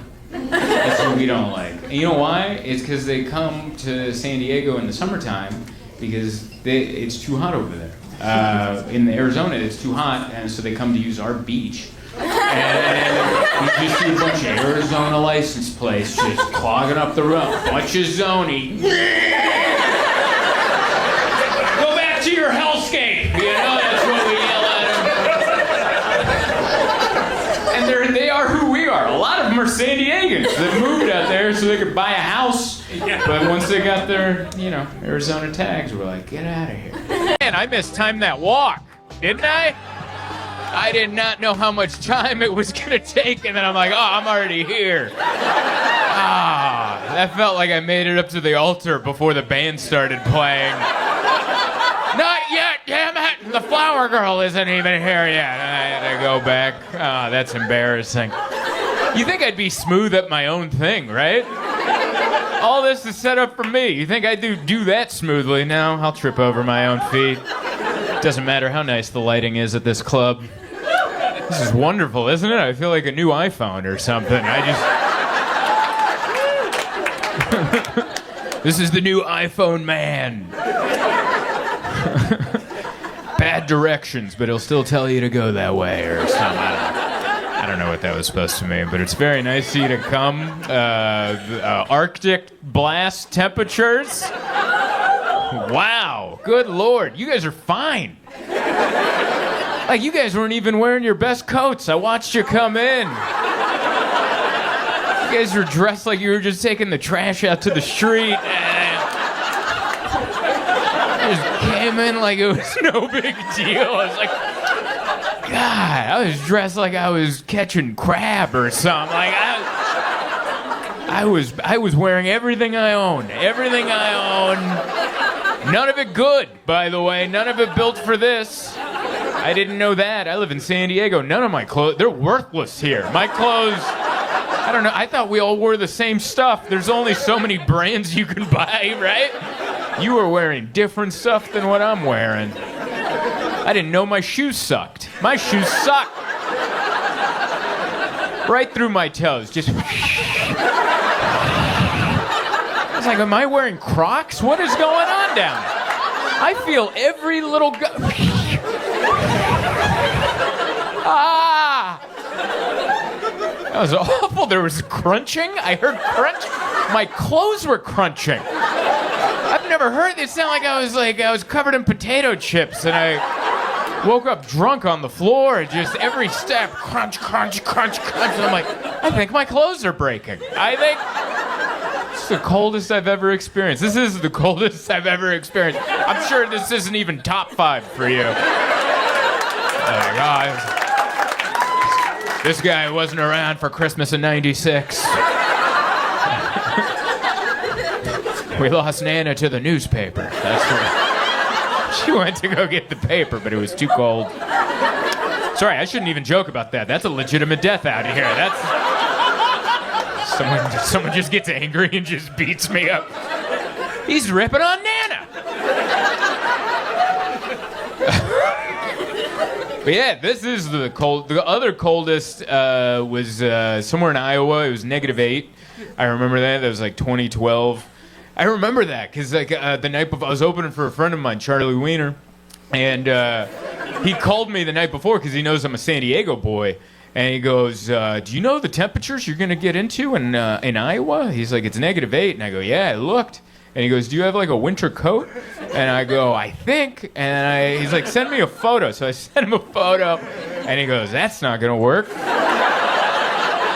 And it's like at night. I'm flying the next morning, so I ran out to like a thrift store right before they closed, and they had one snowboarding jacket for $5. And I took it. There was no other options, and it had a hole in it. So like I didn't notice it had a hole in it, but I took it on the airplane with me, and when I sat down, all these feathers shot out of the sleeve. I look like a bad magician. I just sat down there, boom, just feathers shot everywhere. I'm like, it was a $5 coat, everybody. But it saved my life. I was just covered in feathers, and then I remember I had jeans that I had busted the crotch open on, because I did an audition where they asked me if I could dance, and I did like a scissor kick, and I blew the crotch open. And this was at a time when comedy wasn't going. I didn't have like replacement pant money at that time. There's a time in every young comic's career where you blow the crotch out, and you're like, all right, maybe next year we're gonna replace these pants. So I was in Iowa with a jacket with feathers shooting out and just a flap open. And I was like, that is not good right there. That'd be such an odd spot for, what's that called? Frostbite? Just one spot on the inner thigh. Like, how did that happen? Oh, I did a scissor kick at an audition. And I didn't realize the trouble I had gone into, but it's very nice here. I love coming to Madison. It's my 3rd time here, and everyone's very nice and good people. I like the hotel I'm staying at. It's beautiful. The Madison Concourse, very nice. If you guys have ever stayed there, the water pressure is violent. That is the meanest. Dude, it is. It is a fire hose. I'm like, am I protesting? What are we doing here? It is pain, like it's on, and I'm like, it's one of those showers you get in like this, and then you're just, yes, so, You can't go front in. There's too many sensitive areas here. You gotta back into the shower and just quick baptism and the bidet shot, and then you're out of there. You're like, I gotta get to my show. It is pain. What happened? Why? Why that kind of water pressure? That must have been a 1-star review. That had to have been. That water pressure feels like a vendetta. Like it feels. I think someone left a 1-star review like 6 months or a year ago, and they're like, the water pressure was a joke. And the manager read that, and he's like, get me Jeff. And Jeff comes by, crank it up to 11, but you can't handle it, sir. I don't know why he has an accent, but that's fun to think of a maintenance man in Wisconsin. The boilers can't handle the pressure. I said crank it to 11, damn it. And now the rest of us at the Madison Concourse.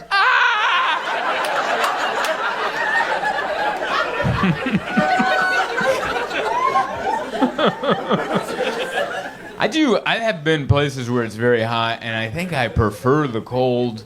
Just because you can put more stuff on. You're shaking your head no. Listen, I don't disagree with you. You live here. I'm just coming in for a little, ooh, what an adventure. And then Sunday morning, I'm like, get me the hell out of here. So listen, this is a biased opinion from someone who's only here for a couple days, so don't be offended. But I think I prefer the cold because you can put more on, you know? And then the heat, I've been in places where I'm like, even if I was naked, I'd still be upset. You know? It was cold. But it does make, I don't know, I think the cold is uniting, you know, because you need people to just, like you just want to grab a stranger, just don't be weird. Just get in here. Breathe into my neck. Breathe into my neck right now. Don't make it weird, just breathe into my neck. That brings people together. The heat separates us. You're sticking to me like a vinyl seat. Get away from me. The cold is like, get in closer. I know we were fighting, but we're fine now. Just get in. I think that's what's eventually going to solve our differences. I think if it keeps getting colder, eventually it's going to get a point where like just an ICE agent and an illegal immigrant are just like, get in here. I changed my mind. I don't want you to leave. Hey, like, I never wanted to leave. Well, just breathe into my neck. I think the weather might solve all the division. Thank you. Probably too soon for that joke. I could feel the laughs fall off a cliff. It's happening.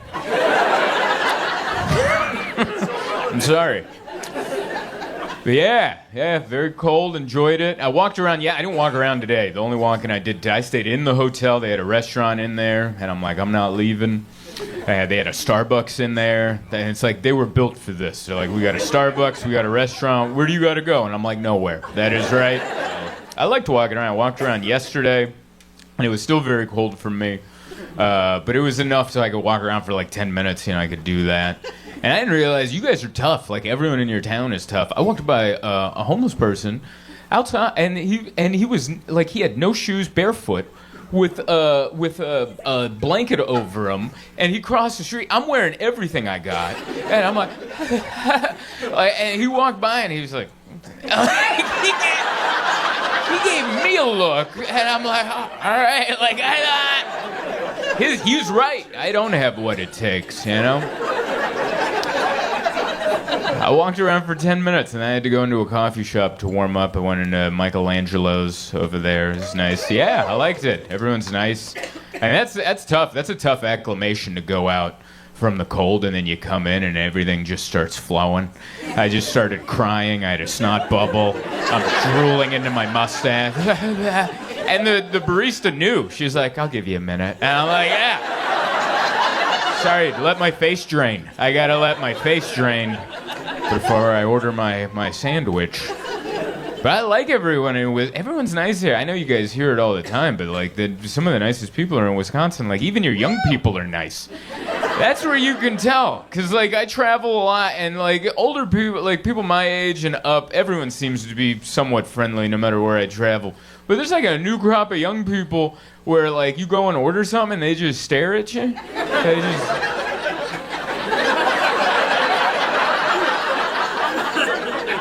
You start the conversation. I don't know if you've been. You probably don't have it here because everyone's nice. But I was like at a Dunkin' Donuts somewhere, and this girl was just.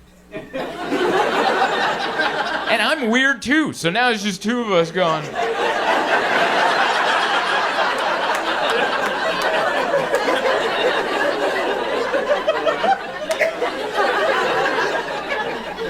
Hi.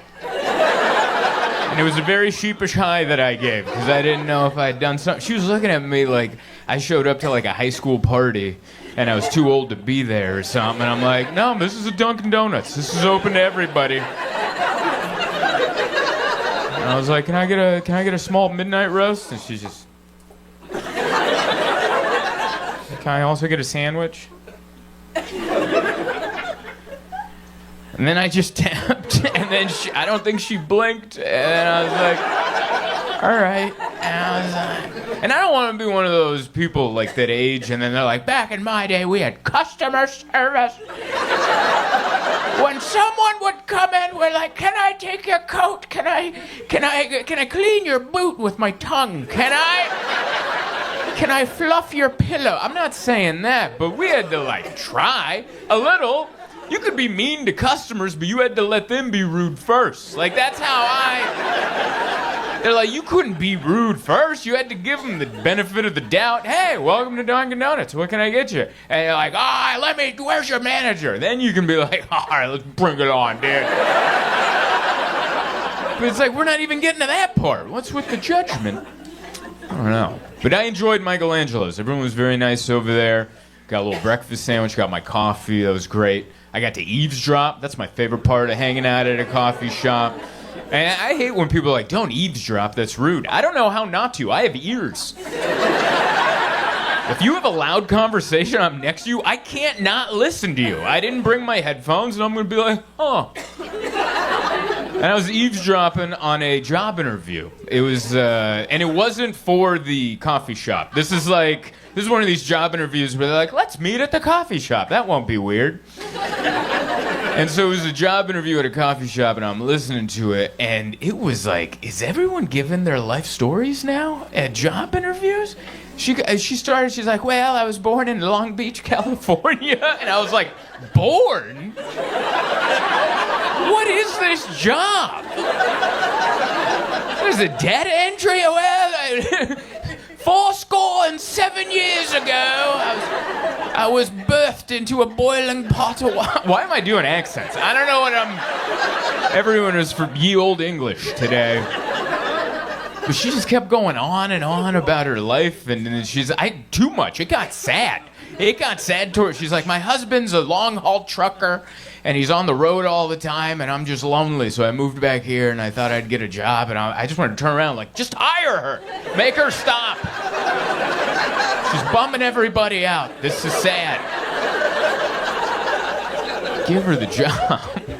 Maybe that's what job interviews are now. I'm very lucky. I've been able to do this full time for the last 10 years, but I still remember job interviews. Like I used to be bad at all of them. Like, I didn't know, I just want to, you know what I hated about job interviews is when they would do the soft talk in the beginning, like, oh, how's it going? Yeah, Mondays. Oh, it's kind of warm out there, isn't it? Yeah, it's a good shirt for the warmth. I like these shirts. But, that little soft, like, no pressure? I never knew when those ended and the interview started.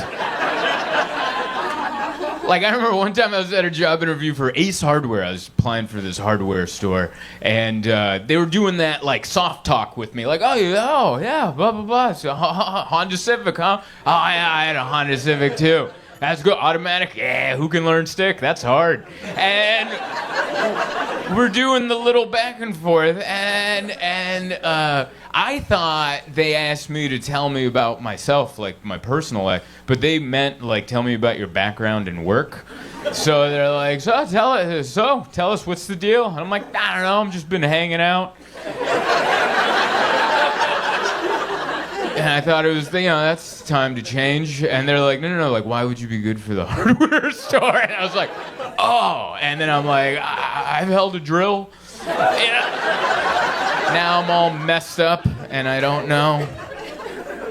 The worst one I ever had was Office Depot. I got a job at Office Depot.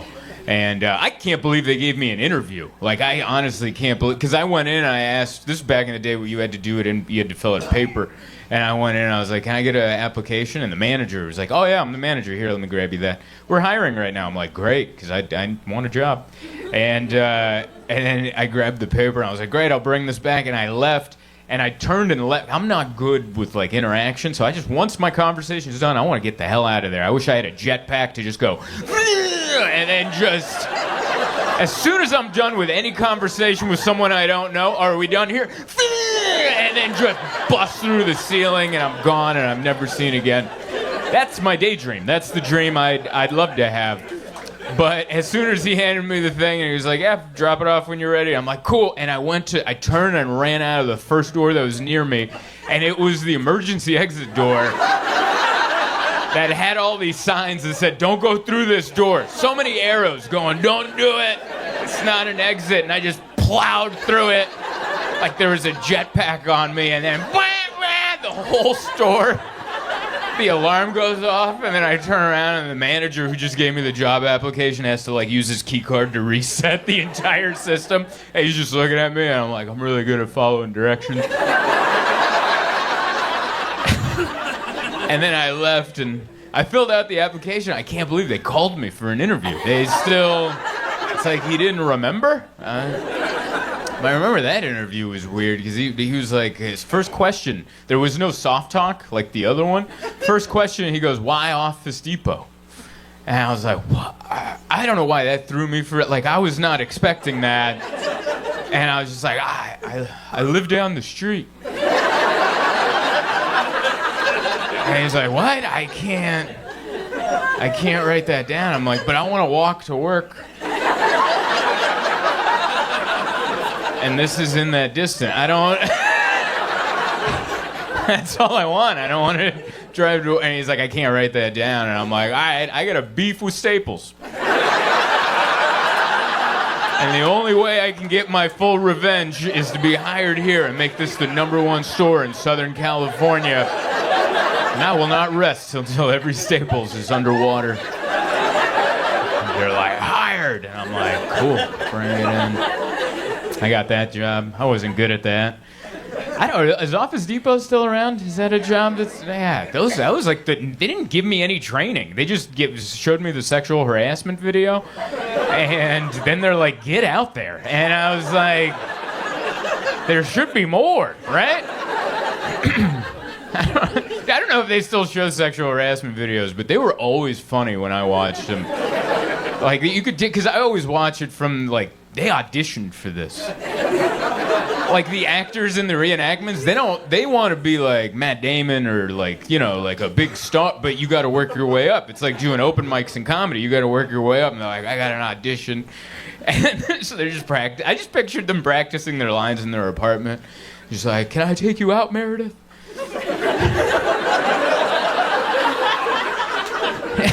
And then, like, their roommates helping them out, and they're like, what's this for again? It's for sexual harassment for Office Depot. I'm playing pervert.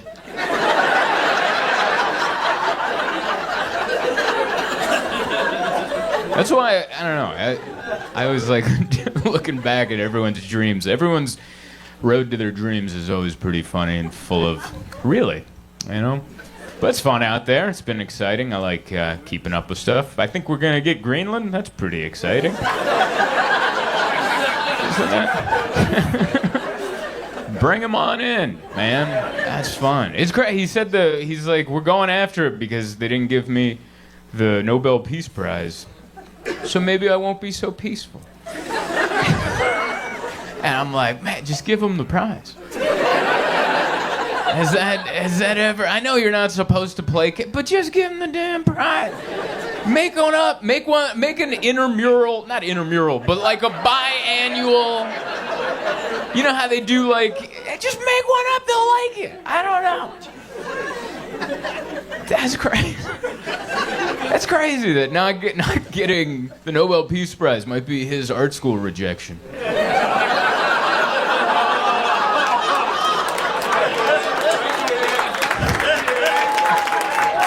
We tried it. I don't know. Trying to make jokes while they're still allowed. Don't worry, I'll stop. That was fine.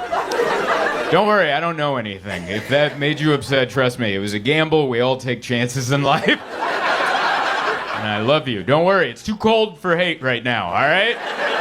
If there's any sort of hatred in here, let's go outside. No jackets, just you and me. Breathe into my neck. It's what I need, but yeah. It's very nice to be here. I love coming to Madison, my third time. Coldest time I've ever been is this one. Boy, did I learn. Yesterday was the coldest I've ever experienced. And after 3 days here, I've now noticed there is a difference between -5 and -20. There is a very distinct difference between those two temperatures. Because as someone from Southern California, like once it goes below 0, why are you counting? What's the difference? There is a difference, all right? Here's what I experienced at -20. I felt each one of my individual nose hairs freeze. That is a feeling I have never felt before. It was like little gnomes in my nose. Each individual nose hair. Wow. I couldn't it was like the first time I had a Q-tip. I'm like, is this... I don't know how I feel about myself anymore. One more time for everyone you've seen. Jesse Eden, Johnny LaQuasto, Bob Hansen. That's who that man is. That man that was in front of you kicking, that's what he does in the back. He's a lunatic. You know what he told me right before he came out? He goes, have a good time, 9/11. And then he just left. That was the last words I heard. It was 9/11. And then I got hey! It's one of my favorite human beings, man. It's so good to be out here. I love coming to Irvine. You and your big dumb mall. I love it. Big dumb mall. Everywhere else, the malls are going out of business. Here, it's thriving. Because you guys all make 6 figures. You guys all just bring your everyone in here. Look at all of you. Everyone. Good posture, good teeth, good bones. Health insurance. I see it on all of you. Solid posture. You guys look like if a Instagram filter had sex with a TikTok filter. That is the people of Irvine. You guys look like you're all conceived in a Tesla. That's who you guys are. Don't be ashamed of it. Don't be ashamed of making 6 figures. That is great. Keeps the riffraff out. Yeah? This mall is intimidating to come into. It's the only mall I know with a valet.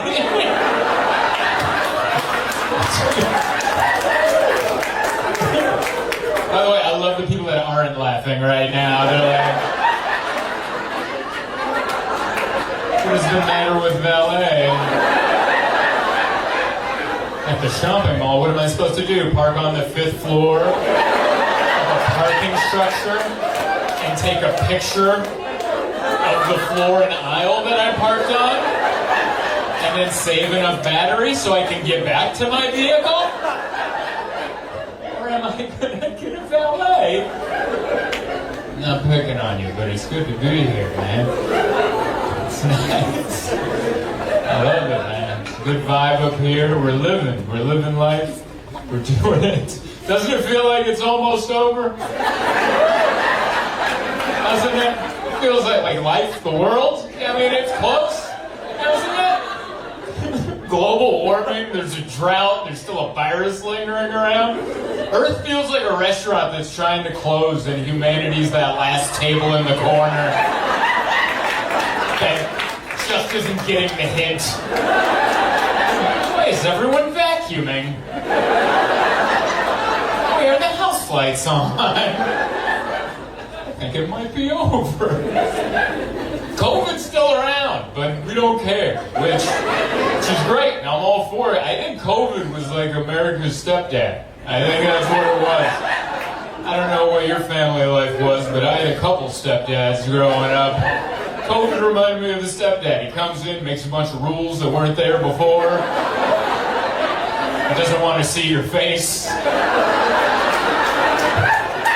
he has to, he wants it to be 6 feet away.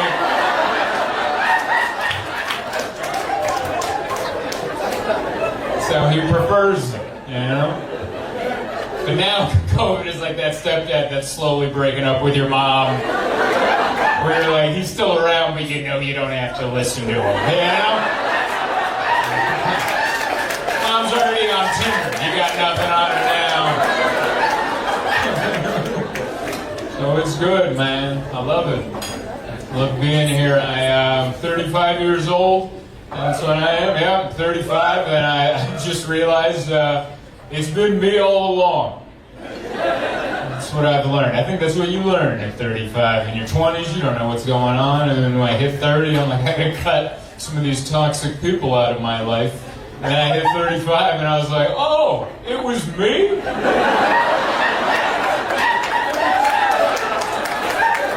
It was me the entire time? Damn it! I thought it was David. I haven't talked to David in 5 years. And I learned it was me. That's a bummer to find out it was you, man. That's what it's like. I go to therapy. That's what I do. I go to therapy. The journey of self-discovery. You know what you never self-discover? Anything good. No one's ever gone to therapy and then they came home and they're like, I'm great at math. I think I'm going to go be an engineer now. I had no idea, but all those numbers in my head, I invented something. I was trying to think of something, and nothing came up. That's what that pause was. But yeah, I started going to therapy when I made the realization that this is what I'm doing right now. This is how I feel comfortable sharing my thoughts and feelings. This is how I prefer to do it. I prefer to be elevated and illuminated and amplified, and I like it to be frowned upon for you to interrupt me. That's what I learned. And once I learned that, I'm like, I gotta run this by somebody. Because that can't be healthy, right? That sounds like the makings of a narcissist. So I started going to therapy, you know. I like going to therapy. It's weird. Like, I don't have health insurance, but I go see a brain doctor. You know, my mind's taken care of. My body, I just got an Apple Watch. That's what I got. It has a heart rate monitor, and I click on that. I'm like, yeah, we're still kicking. All right, we're doing just fine, you know. But I go to therapy, and I try to mix in some medical questions during therapy. Because she's the closest that I have to a physician, you know. I know she's not an official doctor, but she might have met one in college. So I just try to mix in some medical questions, like, sometimes when I urinate, my left testicle hurts. And she's like, how do you feel about that? Insecure, I think that's how I'd label that feeling. Self-conscious, I don't know. I always think I have some other thing that I don't actually have. Like, I asked her if I have schizophrenia, and she's like, I don't think so. She's like, why do you think you have schizophrenia? And I'm like, sometimes there's a voice in my head. And she's like, oh yeah? Who is it? And I'm like, it's me. She's like, that's perfectly fine. What do you guys talk about? Jokes, mainly. And they're just running bits. And she's like, it's perfectly fine. And it made me wonder, I wonder if there's like a positive schizophrenia. You ever wondered that? You only hear about the negative schizophrenia. What if there was a positive schizophrenia? How great would that be? You're just walking down the street and a voice you don't recognize is like, hey, you're doing great. I'm not getting medication for that one. Or hold on to that one. Who couldn't use that little pep talk every once in a while? I like it. I like going to therapy. We talk about all sorts of things. We talk about depression. I think there's different levels of depression. I have what I like to call a healthy level of depression. You know, just enough to keep me humble and likable. You know, just a regular guy. You ever meet someone who could use a little depression? You know what I mean? Those obnoxiously positive people. Like, every day's an opportunity. And you're like, you could use a dash. You could use a pinch of depression. You could use a little dry rub of depression, you know. Nothing major. You could use a parking ticket on a rainy day. Just something to bring them down. I have a healthy level of depression. Like, I would never kill myself, but I would like to die naturally soon. I think that's just being human. Like, I would never do it, but can we pick a day? Tell me where to be, you know? I feel like some of you get it, some of you don't. Like, I get it. Irvine's a happy place. You're like, what? Here's another example. Like, if I'm on a plane and it's going down, I'll scream, but I'm not going to be the loudest. You know what I mean? I'll scream loud enough so no one around me gets suspicious. Without the reason it's going down. I'm not going to be dramatic about it. I'll give it a healthy, we're all taking it down. That's where it's at, man. Working on it, working on being better. I don't know. I was just always taught to keep my thoughts and feelings inside. That's what I'm trying to work on now, just to share my thoughts and feelings off stage. For some reason, up here, I'll tell you about my life. You know where I'm uncomfortable? Everywhere else. Like if I'm walking down the aisle of a grocery store and someone walks at me and we have to do this thing for half a second, I'd rather be lit on fire, alright? I'd rather do this than have to do that ever. It's uncomfortable. Yeah, I'm trying to get comfortable sharing my feelings off stage. Because I was raised that your thoughts and feelings are meant to be kept in your heart. Don't let them out. Because what happens if you let them out? Next thing you know, you're storming the Capitol. That was someone's in here idea. And it slipped out. And before he could catch it, there's already a guy dressed like a yak next to him. I think we gotta go through with it now. That was someone's in here idea. That was my favorite guy at the Capitol riot. I don't know if your guys' favorites were. My favorite was the guy who's dressed up like a water buffalo. I just imagine him showing up to the rally and just looking around and going, I misread that email. All right.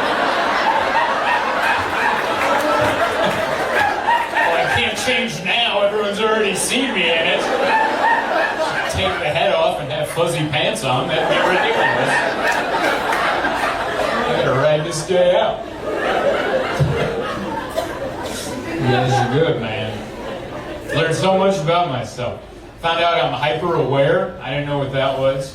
You know, I found out I have anxiety too. I didn't know I had anxiety. I thought I was just a good person.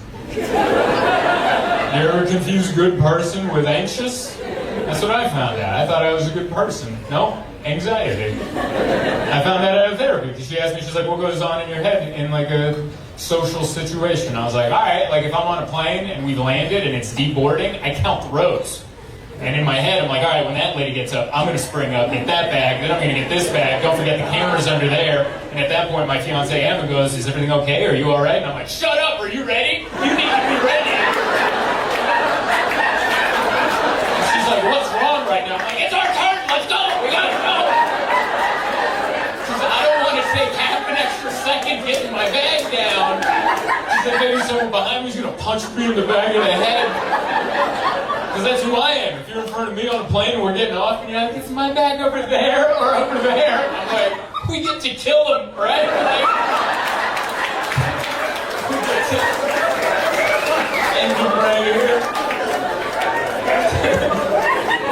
But I found out that's not being a good person. I thought I was being polite, but it just turns out that someone yelled at me when I was 4 when they should have hugged me. Somehow 30 years later that manifested into, we gotta go! That's what you break down.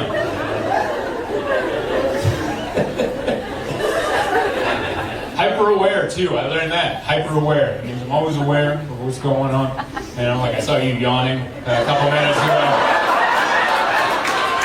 I didn't want to say anything. And I was in the middle of something else, but my brain noticed it. I'm like, all right, you're boring. Step it up, Zoltan. Being 5 hours, no, it's okay, I'm sure. Everyone has a reason. You're not wrong for yawning. I'm wrong for noticing. There's a room full of people laughing. I'm like, she yawned. You gotta step it up, man. You're failing your crowd right now. You gotta step it up a notch. It's not your fault.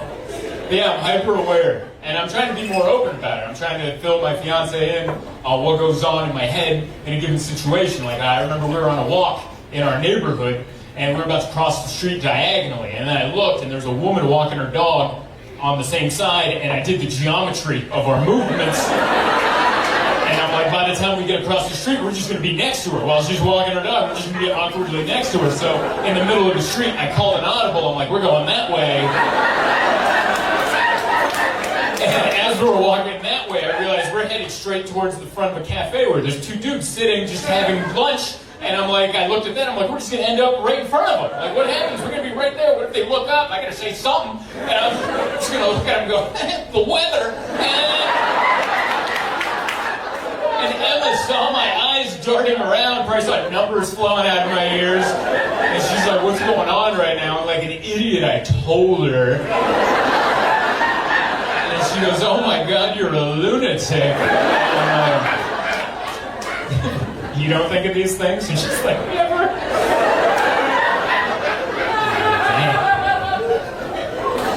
So yeah, I'm working on it though, you know? Into therapy. If you guys have never been to therapy, when you first go, the first thing they tell you is, hey, whatever you say in this room stays in this room. And I remember hearing that going, not if I was a therapist. Like, how do you listen to all that juicy gossip and go home to your family and go,